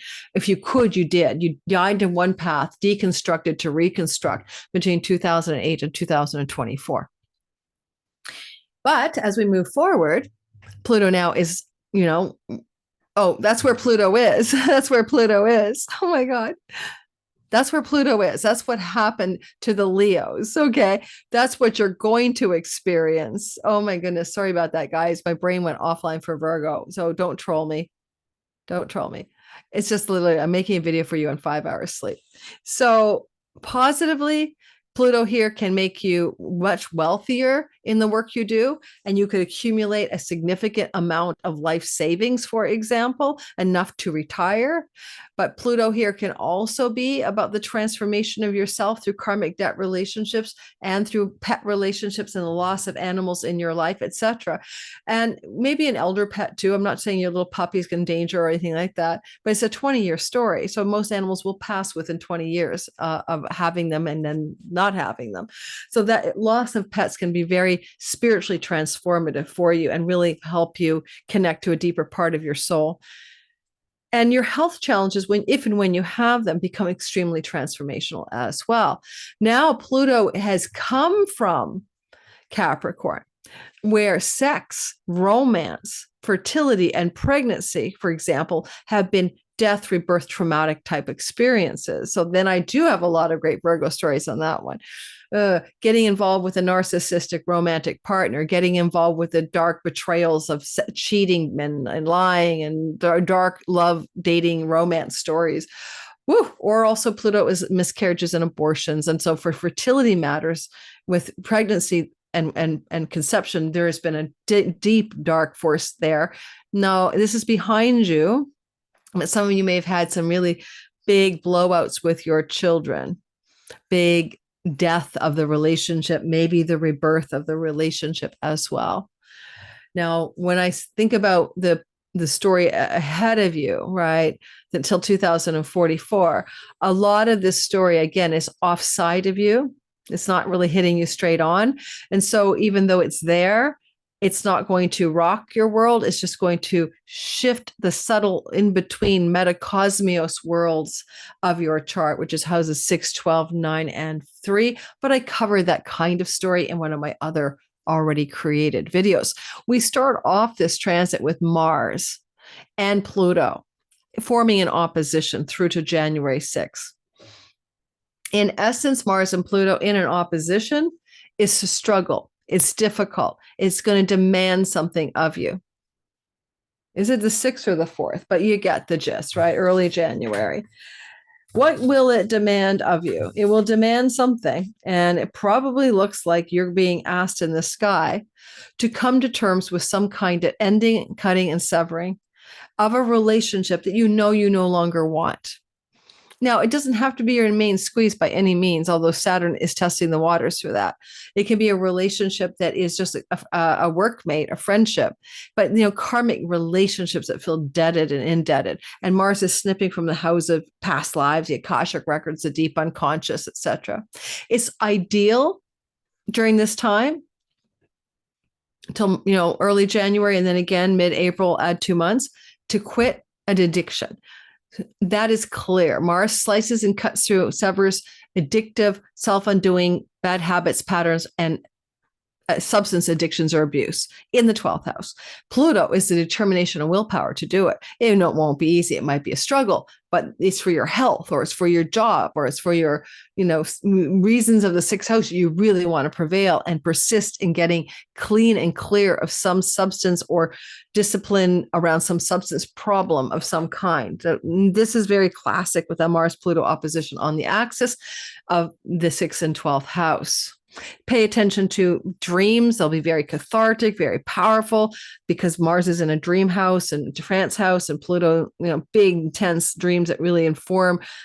You can even have transformation through your dreams without even having to analyze them. Like you wake up transformed. Like, I dreamt I threw the wine in the down the drain, and the next day I couldn't stand wine anymore, and I was healed. So look for those kinds of powerful transformations from the non-ordinary realms, especially with Pluto sitting in your, not Pluto, Chiron sitting in your 8th house.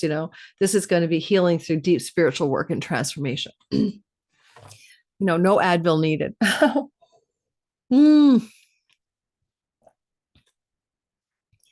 And I think I've covered it for you. We'll be doing more on this content. Okay, we're not done yet. We'll be doing more on this content when I do my big 2025 videos for the year ahead. Like I do big themes, and I'll be going again into this topic, covering some elements I have not covered today. If you're liking this kind of content, you're watching me in the premiere or you're watching later, go ahead and hit that like button and subscribe. It does help me grow the channel, trying to hit the 100,000 mark by the end of this year. It's a stretch, but I might be able to do it with your help. So thank you so much. All right, it is for Libra, Sun, Moon, and Rising, a Pluto transit through your 5th house, and you coming from a transit in your 4th whole sign house. It has been transformative since 2016, deep, profound transformation and death and rebirth and beginnings and endings regarding mom, maybe dad, family of origin, siblings, and all the people you grew up in, the household you grew up with, the family that you grew up with. Matters to do with your property, your real estate, your domicile, where you put your head at bed at night, your land issues. Good news, when Pluto goes through here, we transform our childhood traumas and we heal them, but we also can be rich on buying, selling, owning land, property, real estate. Whether you're an agent, a broker, a real estate agent doing that, or you buy and sell your own property, Pluto is good for that. Also good for investments in semi-precious metals, gold, stuff like that under the ground. You may have invested monies in those things during that transit and done rather well. However, this transit in your 4th house is finishing up, and it was angular to you. Did you like it? Nope. Oh, it was square. You might have felt really gnarly. It's the Pluto and Libra generation that will have gone through that as well already. Now it's your turn, just as you went through it as a person, to let it go and say adios forever to this very intense transit that may have felt like someone was taking you out from underneath, like I'd say it'd be like a rotor rooter of some kind, digging under the surface, or how the plumbers have the snake that goes down the drain. How gross, I know. The snaky tool, that's a rotor rooter. You got rotor rooted. And what part of you was rotor rooted was your ancestral line, was your mom relationship, was your relationship to your childhood and the traumas and difficulties there, the relationship to your where you want to be in life, to put your head down at night and be quiet and private and alone. And you may have had some traumas around death in the home. Like, seriously, you can't make this stuff up. I have a Libra friend, and she had an apartment of hers, and it was Airbnb, and the guy she Airbnb died in the home. So it literally death in the home. It doesn't happen anymore. People die in hospitals. Someone died in her home. So you will find death in the home stories to be transformational in the past. You're done. You're moving forward. The rewards of all that drama is that you get Pluto in the fifth house. Now, powerful, transformational, sexual, romantic love stories. Good side. Dark side. Trauma regarding narcissistic, controlling, abusive, betrayal in love stories. Be careful. Look for what you want. Pluto going through this thing, difficult relationships with your existing children, transformation through those difficult ups and downs with those difficult children or child. Pluto in the fifth house could really power you up to be wealthy and rich through muse-inspired creativity. I don't care if it's art, dancing, song, performing, acting, painting, writing. All of those things can bring you great wealth during this transit. You could get richer because of this transit. So this is something that you will want to use. You only get it for 20 years. If you're an artist, or if you're a creative, or if you're an entrepreneur, another meaning of the fifth house, this is your next 2 decades of profoundly positive results, at least on the financial front, because Pluto is a money god in a money, fortune, and good fortune house. And even though you'll have some ups and downs with those transformative love relationships, you could also have vulnerable, deep, emotionally rewarding, not on the surface kinds of love relationships that demand people go deeper than the surface, especially when later on we get Uranus into Gemini. Then you're going to also want spiritual alignment in your love relationships with other people. And ultimately, that's the only thing you'll take. You want to be in an alignment spiritually with the one you're with, in a dreamy soulmate connection. We'll be talking more about that next year, because I've got a big video coming out about the mini grand trine forming. Now, I kind of feel too, the last thing I say with the fifth house, things under the surface that you haven't revealed and healed. And what have you not healed or revealed around the word romantic love and sexuality, or creativity and the muse? Because those things are transforming in the next 2 decades. The opposition up here to Mars could be a conflict that emerges on January, November 20th to January 6th or so. And then again later, April 18th, add a couple of months where there's push and pull contests going on between things that you want to do creatively or entrepreneurially or romantically and the demands of your work. Because Mars is working hard in the house of career gains, and it's like work or creativity, pleasure, fun, and play, and romance, or my hard, the things I have to do with groups of people that I don't really want to do, or the things I have to do with friends that I'd rather not be doing because I want to just be doing this creative thing at home, that kind of stuff, or in my artist studio, in my muse-driven life. There's conflict there. There you go. Now, I'm just going to pause this no, I'm not going to go. I think I could blast through. Hang on. Don't forget, like, subscribe, and hit the notification bell. Coming right back. Managed to do a little bit of a break, just a short one as I record on this day. And we're going to continue into the next sign. And the next sign I am recording is Scorpio, Sun, Moon. Let's get over there. Scorpio, Sun, Moon, and rising sign. First of all, back in 2008 through to 2024, you already lived through the experience of a Capricorn transit of Pluto sextiling you. So you didn't mind it too much, but it was deeply transformative and intense regarding your situation, regarding neighbors, neighborhood, daily life and routines, sibling one younger than you, aunts, uncles, cousins, and siblings in general. These are third house delineations, writing, online social media. Now, don't forget, Pluto is wealth, and he might have got you rich in the online world. So media, social media, writing projects, including songwriting, if you want, those things could have generated some significant prosperity. You also might have found that you lost somebody because Pluto is death, an aunt, uncle, cousin, niece, nephew, sibling death energy. That could have been a major story for some Scorpios as well. I have a Scorpio girlfriend who got very wealthy in her writing and her online world projects, who was definitely benefiting from that transit. But also Pluto brings transformation through skills-based teaching and learning, and the skills you learned and taught really transformed you or other people and powered things up. The story has come to an end, and it was pretty gentle on you because the distance between Capricorn and Scorpio is called a sextile, the nature of Venus, and brings grace and good things mostly, although sometimes it challenges you, of course. With this energy now going into your fourth house, here, you are going to be transformed the way the Libras already lived through. Square you. Gnarly grit in the oyster pearl that create the grit of discontent creates the oyster pearl. You are going to create a pearl from the discontent of a Pluto transit through your fourth house in the next 2 decades. This is going to bring potentially legacy wealth, which I should have said for Libras, meaning inheritance money from a family member. This can all, especially with Jupiter in your 8th house until next June. You are in the thick of a time with this ingress in November through till next June of a likely inheritance from somebody in your lineage. Not all of you will have that. There are other forms of riches. You could have a stock takeoff. You might get some investment monies coming through. You might get a trust fund. You might get a sale of a real estate property that nets a huge gain for you. This stuff like that money is coming through through till next June. Okay. Could come through. But Pluto is longer than this little journey till next June when, Jupiter's like involved. This Jupiter in your 8th house. So this is a story that takes you all the way through till 2044. So get ready for this longer journey of transformation. Things to do with land, property, and real estate can be lucrative, as well as investments in the markets to do with precious metals.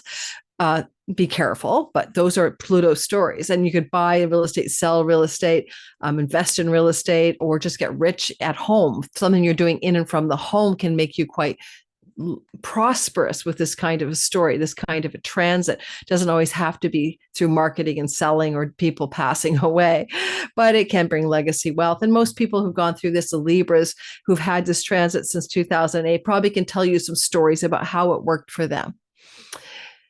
Pluto down here will have you roto-root or dig up underneath the surface some of those family of origin stories and traumas from the ancestors or your childhood, so that you can investigate them and reveal them to heal them, and feel them and reveal them to heal them. And so there may be an unprocessed childhood trauma that will be emergent during this next 20-year transit.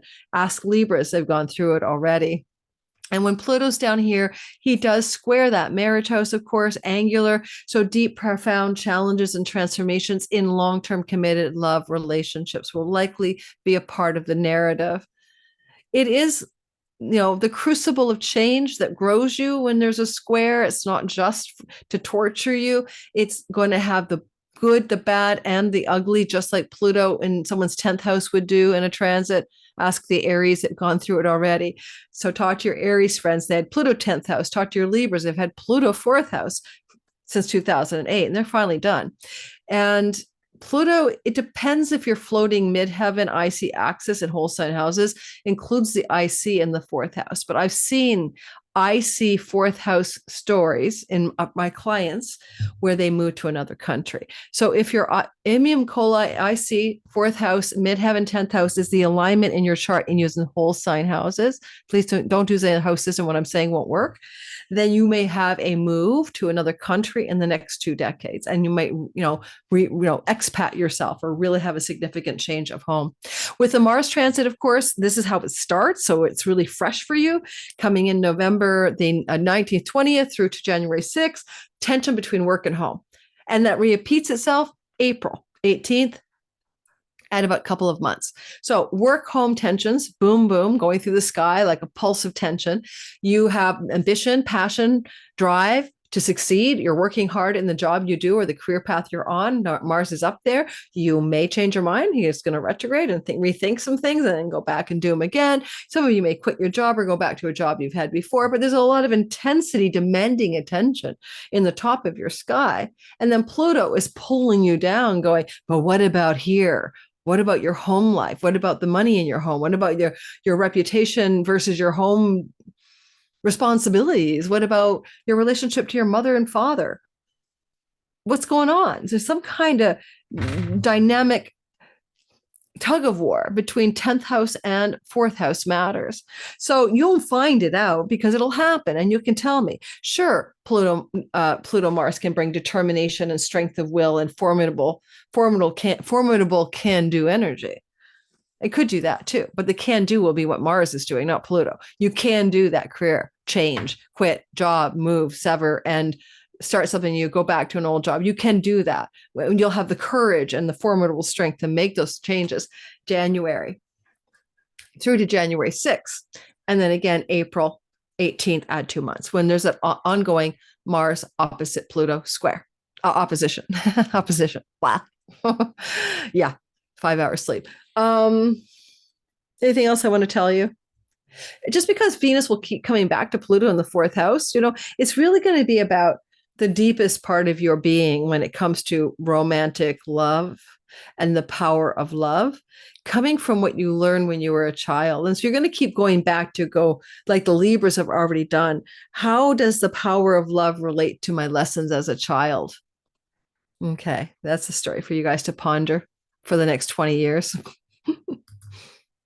And by the way, Mars is your Lord as it is for Aries, the Lord of the first house, or the Lugna Lord. And so, yeah, Mars is going to do you well, right, on your career. He might be very bossy up there and tell you to quit your job, start a new job, change your job, or just drive endlessly and passionately for success.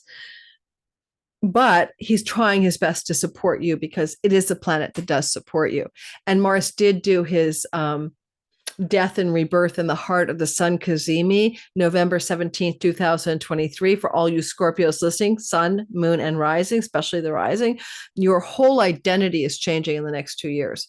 Between the fall of 23 and the fall of 2025, I am what? Single? Not anymore. I am childless? Not anymore. I am whatever I am into yourself, character that you are. I am is the first house. That I am has new, what is it? Subject, object, verb. No, subject, verb, object has new objects. I am blank. What are you? Because it's changing. So you have to have the backdrop of the Mars Cazimi of November 17th. And if you go back and look November 17th, the emails, phone calls, or text messages and things you were doing around that time, you might have a clue about the new I am that is forming in your life at this time. And now it's attended to by that deep excavation of the childhood stuff as well.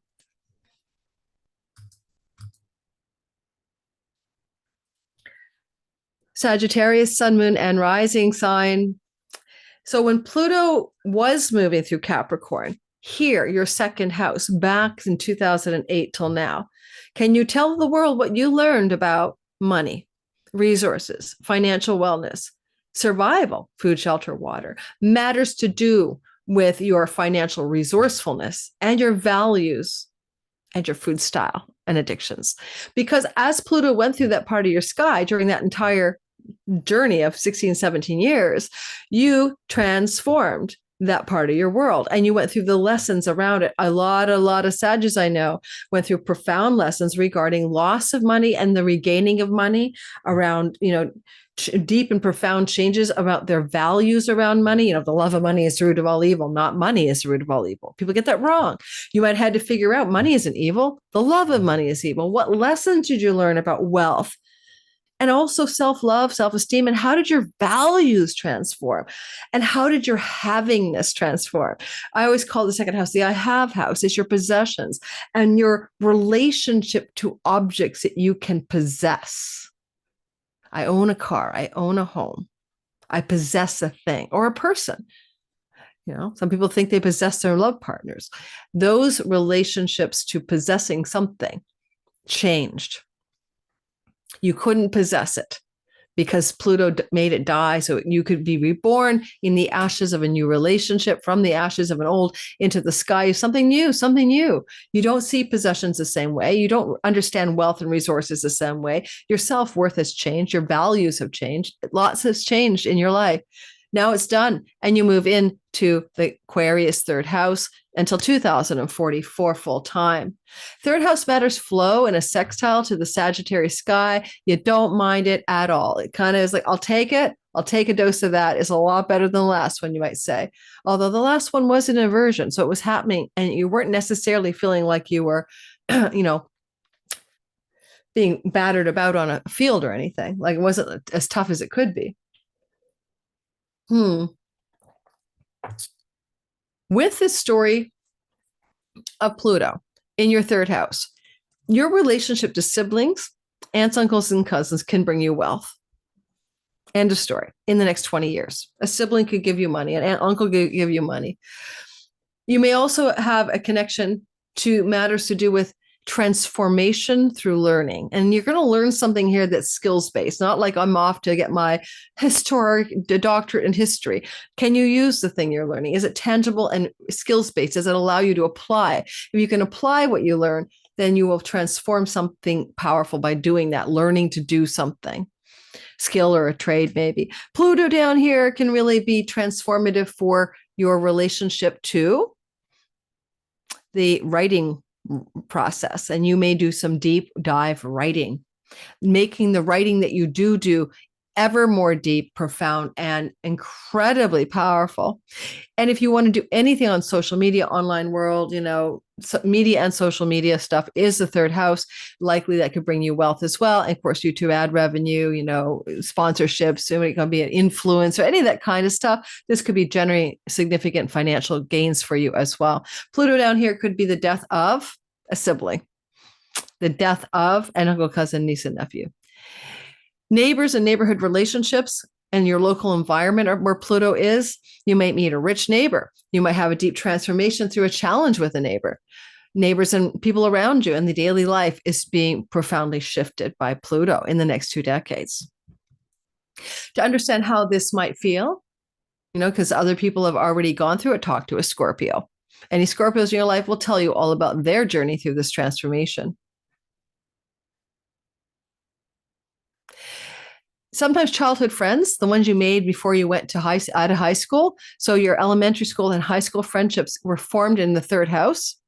And that indicates that with Pluto, you could lose a friend from your childhood experiences, but that will also, in the next 20 years, the loss of such a friend will bring incredible and profound and deep transformation, literally because they pass away, or metaphorically or whatever, because you have a deep and profound falling out. But the loss or endings and death and rebirth in the context of those kinds of friendships are going to be possibly very important to your soul in the next 2 decades. When we start this transit, Mars is opposite Pluto. Mars opposite Pluto is always a tug of war, and it's about power and control. But it's between the 9th house, which is your spiritual beliefs, foreign lands, travels, visas, third marriage, partnerships, courts and court battles, and sometimes religious stuff, opposite Pluto in the house of the goddess, the house of God and the house of the goddess, and there's a battle going on. Either you've got fierce determination to do something to do with publishing, academics, you're working hard, or you're really powering up an important journey abroad or something and getting everything in place. That's possible. But you may be having a spiritual faith crisis about an existing spiritual ideology or path that you're on, getting ready to snip, cut, and sever. Pluto may be providing the engine of willpower to do that. The 9th house and the 3rd house are interesting houses. They're called metacosmos. They're not of this world. They're beyond or between this world and the everyday realm. So some of this could be some definite spiritual work. Mars in the 9th house, though, could have you cut away from, a father figure. 9th house could be that. Or cut away from a spiritual path, or cut away from an educational setting. And that all that intensity that's there, book publishing as well, trying to power up in book publishing, but having to adjust something from the writing house. All of this is an intense intensity around January 6th to about about November 9th, 20th to January 6th. And then again coming back April 18th at a couple of months. So you're going to have to get used to this early dynamic. It'll come back every 2 years, but it's on steroids now because of retrogradation. Capricorn, sun, moon, and rising sign. First of all, you guys have been through it. You are the sign that lived to tell the tale. You went through this from 2008 to 2024. You barely got your catching your breath for the next story. What has happened? How have you been? Are you okay? I know most Capricorns aren't. They've lost people. They've experienced lots of death in their lives. They've been dying inside themselves to become something new, like the cocoon, the butterfly, caterpillar, the snake that sheds its skin. You are transforming. Sun, Capricorn, career transformation. Ascendant, everything about your reality has transformed. Moon maybe matters to with your emotions in your home. Sun, Capricorn, sun people, did you lose a father figure, father? Did someone die in that time frame? Moon people, mother figure. So these transformations, death and rebirth, 2008 to 2024. My partner, Capricorn anoretic sun, lost his mom and dad during this transit, and a sister. So I know that Capricorns have been through the ringer. So we all applaud them to now, right now, everybody in the live premiere. If you're watching, let's give a little applause for all the Capricorns listening today, because they deserve it. They took the brunt of Pluto for humanity. They became the lead goose in the V. All right, so that's Aquarius is next. And so they've been through this story. They've lived to tell the tale. They're not the same person they were when it began. Now Pluto is moving into their wealth house, their second house of resources, money, and earnings. Not too shabby. It's a reward for the journey through the self-transformation. And there's no two ways about it. This can indeed provide you with wealth. So if you want to increase your financial wellness, Pluto will give you a helping hand. All right, helping hand. And it's not easy because he will transform your relationship to money itself, your values around financial matters and worth and self-worth. It'll transform how you approach spending, giving money away, saving money, buying things, and possessing things. We possess a home, we possess a car. Hopefully we don't possess a person. Pluto will continually teach us to dispossess ourselves of things that really have no deep meaning at a soul level, and to come into contact with what our possessions really are. I possess nothing but, the soul I came in with. But you'll learn these things through this journey. You definitely can transform your food style and get rid of addictions and entire, I never thought I'd be vegan, but look at me go now. That kind of stuff can happen for you as well. And transformation of your facial appearance, because this is facial rejuvenation 101. Some Sagittarius could tell you what they went through when this happened. Some that had facelifts, facial rejuvenation, hair transplants, veneers. I saw it all. So it's your turn to go through this as well, should you want to do it. Now, the family in Indian astrology, from Vedic astrology, the family that you create, my wife and my children, is second house family. So there can be some deep, profound death and rebirth transformational experiences with that family that you created. I'm not saying people in that family are passing away at all. I'm thinking about the Sagittarius I know and what happened with the families that they created, even after a divorce, and there was just a lot of intensity there, a lot of transformation, a lot of, growth edge on those storylines for sure, including for one Sagittarius I know, a divorce, right? But then a big blowout with the daughter from that family, his wife and him, and a big having to reconcile that daughter relationship. And it was just all so intense and transformative. Okay.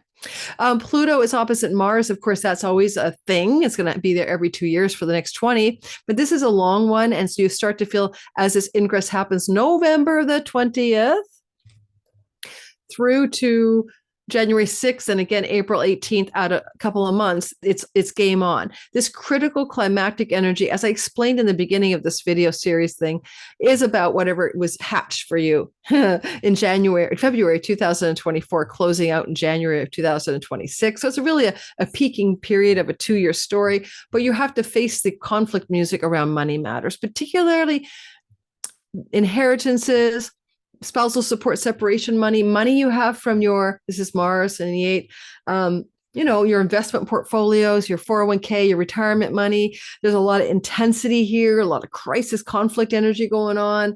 There may be a dispute with somebody else, a business partner or a love partner about money issues, especially if you shared those resources at all. And this is not just a dispute because it lasts so long, right? Come on, guys. It's like January 20th. November 20th to January 6th or so, and back again April, May. So you're transforming your relationship to wealth, money, possessions, right? That's your story. And if it has to be a fight over inheritances, a fight with a significant other, spousal support, wrangling, or paternity, what do you get? Money for the kids, what's called alimony, palimony, all that stuff. That money, that's just stressing you out, maybe. Or some battling for inheritances and money's about who gets what.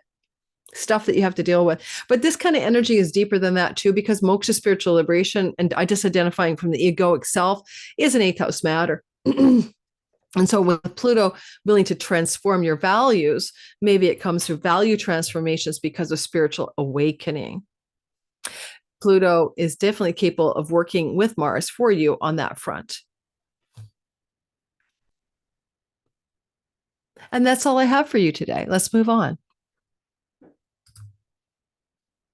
You could go back, like I just say to other signs, what happened, January to September of 24, what happened March to June of 23. Pluto was in that second house. So look to the themes I've covered already and see if you had glimmers or teasers of that already. Okay, it's my turn. It's my turn. I'll try to talk only about me. How does that sound? First of all, number one, Aquarius sun, moon, and rising. I'm Aquarius rising. You're going to feel like you have become Capricorn. They had to go through this already. We're next up in line. So they went through the experience of being the lead goose for humanity to take the Plutonian impulse, the evolutionary and divine will forces, the transpersonal titanic forces of like a 248-year transiting planet, very slow moving bugger, dwarf planet, and transform that energy through our being, through our character. So Aquarius sun is through your career. Aquarius moon is through body, home, sometimes a body, a home, and things to do with your mind and your emotions. And then, of course, the ascendants, it's like the character you play in the game of life is got a Pluto overlay. Yeah, the avatar gets Pluto on top of it. So Aquarians are like Spock, we're kind of mental, dry, scientific, mad scientifically minded. We care, great phrase for Aquarius, I think it's true. We love humanity. We don't like people. I think that's true. And that's why I'm not doing so much one-on-one client work anymore. And honestly, this Aquarius energy, the water bear pours the healing waters upon humanity. It looks like an angel in the sky. It's water coming off of the urn into the earth, although it is an air sign. And because it's like an angelic being, okay?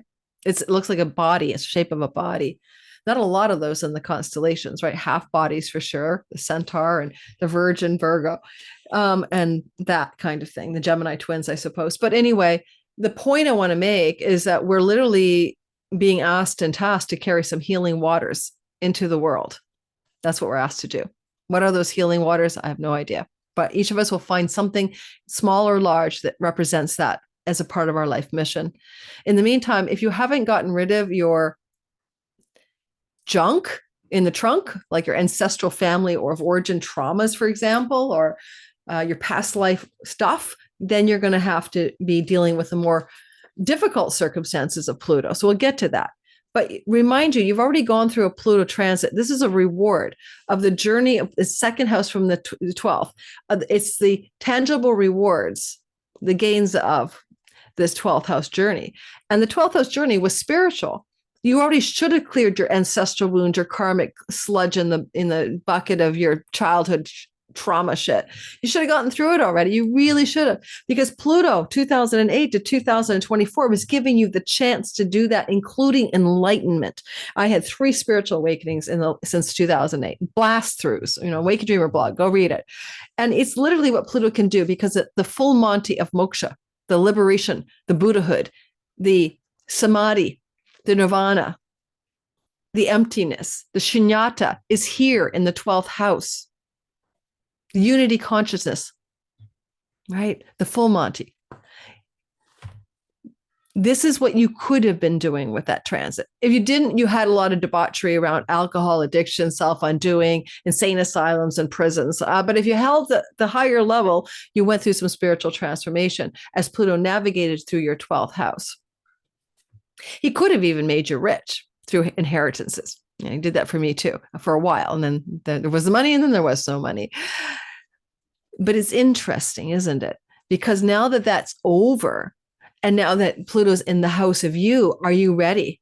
Because you've been working it at a deep spiritual level, activating the houses of liberation 12, 4, and 8. And now you're going to move forward. What healing waters do you want to offer the world? Not all about you anymore. The divine will of Pluto moves through you, as you. He's not a god. Pluto is a portal for energy, and you are receiving that energy. How open is your flute? How big is your aperture? How much space do you have? Are you a garden hose or a fire hose for Pluto to move through you? This is your time. Your time is here now. You incarnated for this time. You could not have not done it because, I mean, really, it's another 248 years before it happens again. So this is why you're here, no matter what age you are. I don't care if you're listening and you're 18, this is your time. The next 20 years are very important. Now, on a practical note, talk to a Capricorn. I just talked about what they went through when Pluto went through their first house. We cheered them on, right? We gave them a salute. Just go back and listen to what I said for them. It's the same for what we're going to have in a way. It's not just that we transform and pour some healing waters onto people. And all of you Aquarians, 0 to 6 degrees, you get the next 4 years, you're like big time on. It's the later Aquarians that are closer to 2030s and 44. So it takes a long time for every degree of sun, moon, and rising to get the full Monty of a Pluto over that energy. But it doesn't matter because we all feel it. It's like, I've been on the shore where there's hurricanes coming in, blowing in when I used to live like Delaware Beach or like Rehoboth. And I've been standing on the shore, and I'm not American. I've been standing on the shore and the winds are blowing and the chop is big and the waves are ginormous. But I know that's the hurricane that's coming in. I've been in hurricanes. I was like Washington, D.C. one time, and Hurricane Betty or something was hitting. And I was at the National Cathedral taking a singing workshop. So all said and done, it is like being on the shore where the hurricane's coming in.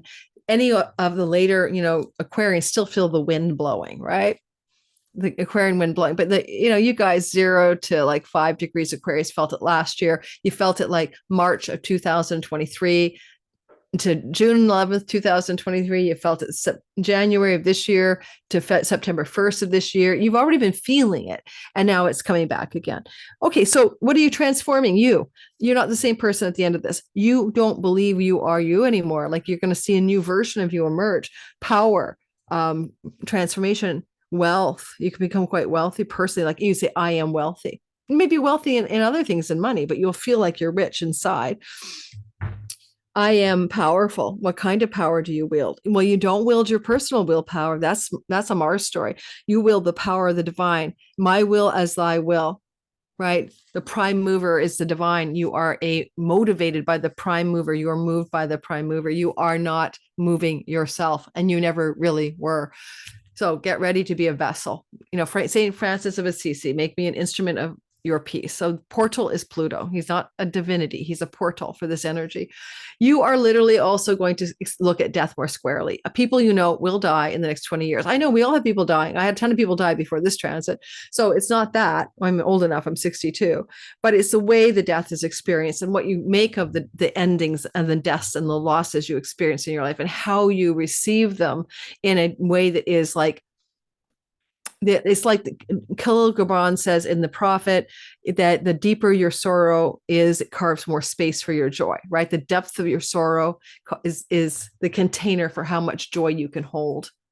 And so that's one of your narratives. Some of these places will take you down and you'll feel really dark and you'll feel really lost, but you're creating a deep container for the joy that will follow. Finally, Pluto makes you autocratic, tyrannical. You won't suffer fools gladly.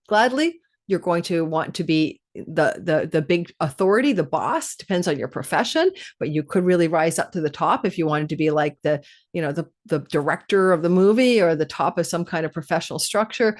You could be very much that wealthy, powerful, influential top of some structure, any kind of structure, but it can also connect to your work structure, especially as Pluto is the modern ruler of your 10th house. Although I don't do modern rulerships, I'll take it. All right. So what happens is that this transit begins with some intensity, right? To say the least. The intensity is experienced with Mars opposition from the house of relationships. This is going to be felt as friction in an existing love relationship, first and foremost. And that's November the 19th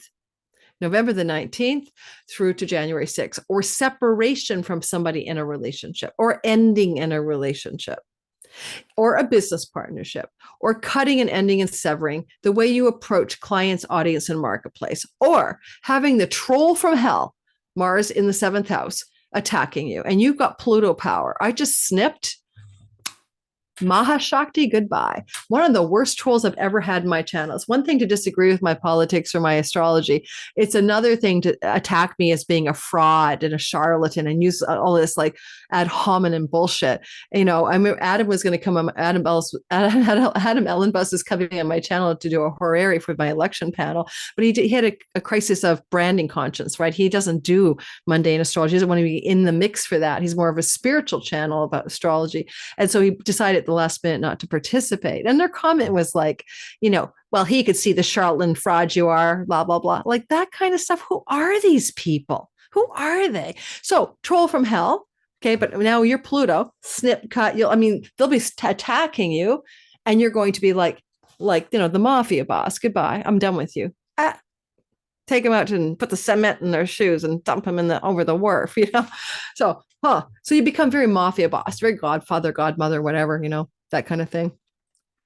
You might daunt people too. People will find you daunting, intimidating. It's because you're not going to be playing Mr. or Mrs. Nice Guy. That's a new character role you have for the next 20 years. Now, during the tension here with the other people house, it comes back in April, like April 18th, right? Add 2 months. So you're not just going to get it one and done. And because Pluto and Mars will do this every 2 years, it's going to be an ongoing narrative. So it's not just one fool you can't suffer gladly, not just one relationship that could break apart. So you have to get used to the dynamic here. It's something that's new. It's a new dance you're learning with the sky. All right. Finally, anything else I want to say to you? Nope. Say to us, good luck. Good luck. We can do this. I've got a longer video coming out on this for the 2025 big picture, talking about the mini grand trine. So stay tuned for that. I think you'll enjoy that one. Last but not least, best and always best, mystic poets of our zodiac we're very patient Pisces. So wait to the end of these videos, sun, moon, and rising. First of all, Pluto is going into the place it already traveled for Aquarius. So you might want to go back and listen to how I delineated the Aquarius people, because this is an enlightenment transit. And if you're looking for enlightenment in all the right places, you might have spiritual awakenings in your 12th house over the next 2 decades, till 2044. You had intimations of that already. You felt Pluto's winds there already, March to June of 23 and September to January to September of 24. But now it's full on. And it's in inversion. It's in a semi-sextile. So you don't really feel like it's going to batter you down. It's not like a square in opposition. It's kind of more soft touch. It's kind of subtle, but it can have deep, profound spiritual transformation. And the end of addiction, self-undoing bad habits and patterns, the end of getting over your childhood traumas and wounds and all the things you told yourself about being born and growing up in your household with your family, especially with a Jupiter retrograde on the onset. You're going to really feel like November through to 19th through to January, I say you'd be really focused on sort of going into the trenches of revisiting your childhood stuff and looking for the treasure, the gold in the mud, sifting for the gold and finding what was good and letting go of the rest. So it's a longer dance than just a day or a month. It goes on for 20 years. You will not have the same relationship to your childhood and your family of origin and the ancestral stories or your past life karma. That it's going to all be shifting dramatically. And sure, you might even make some kind of financial wealth gains out of this journey as well, because of the flow to the 8th house. But they're all moksha houses, 4, 8, and 12, and are all asking for deep excavation and spiritual awakening from going under the surface and looking deeply at what stories have you told yourself about your money, about your wealth, about your childhood, about your family of origin, about growing up, that really are now just like a ball and chain in your life. It's time to release it and let it go. There's like that song, release me and let me love again, but release the junk so you can travel lightly through life. I think that possibly just going to, for you guys, you could come into contact with a spiritual teacher. There's a little bit of that Jupiter Pluto that's drawing my eye. So you might find a guide, mentor, or spiritual teacher. That's okay too. There's nothing, sometimes we all need gurus. Gurus can help, but I don't need like an Indian guru, for instance, in a Swami, Sham, Shyam thingy. No, but just some kind of guide or teacher coming close to home from the home to help you through some travails. Could even be a coach or a therapist. When you see this energy of Pluto in your 12th house, you really need to remember where he came from, because you're getting the rewards of the prior journey. And the journey of the last, 2008 was in the 11th house. These are your friends. These are your groups of belonging. This is your sibling one older. This is your relationship to your career gains, your hopes, dreams, and wishes for your life. What do you want? What did you want? 2008, all those things you were dreaming up until 2008 began to tumble down around you in various increments of disappointment, loss, needing you to die and be born again to some new idea of what your goals and dreams for your life actually are. The gains of your career may have crumbled underneath you. You may have felt like everything didn't work the way you wanted. Some of your friends died, an elder sibling may have died, or your relationship with an elder sibling became traumatic for at some point during this journey. Yeah. So it's over, right? It's done. And so now you're in this new story where the deep soul work that transforms everything is underway. And ultimately, some of the best transformation from the Pluto in the 12th house transit, and there is a benefit for everything, can help you move into greater alignment with your truer 10th house callings, career, and purpose as it sextiles that part of your chart, and your money and earnings from it. So talk to an Aquarius, any Aquarius you meet, right? They've already been through it. And that's exactly how I perceived that too. The soul work led to greater financial and career matters. 2 and 10 were highlighted in a positive way, but it doesn't discount some of the depths of the underworld that you can be pulled into at a soul level.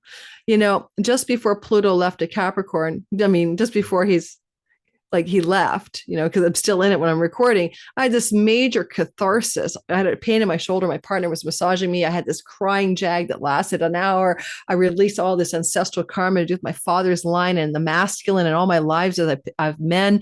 And I recognized how the urge to protect versus the urge to nurture was so beautiful and pure. Women have the urge to nurture, men have the urge to protect, whatever. I don't care. Don't give me the gender stuff. You know what I mean, right? The masculine principle, the feminine principle. And so this just happened to me at the tail end of this Capricorn Pluto anaretic journey. So you're just starting it. So buckle up.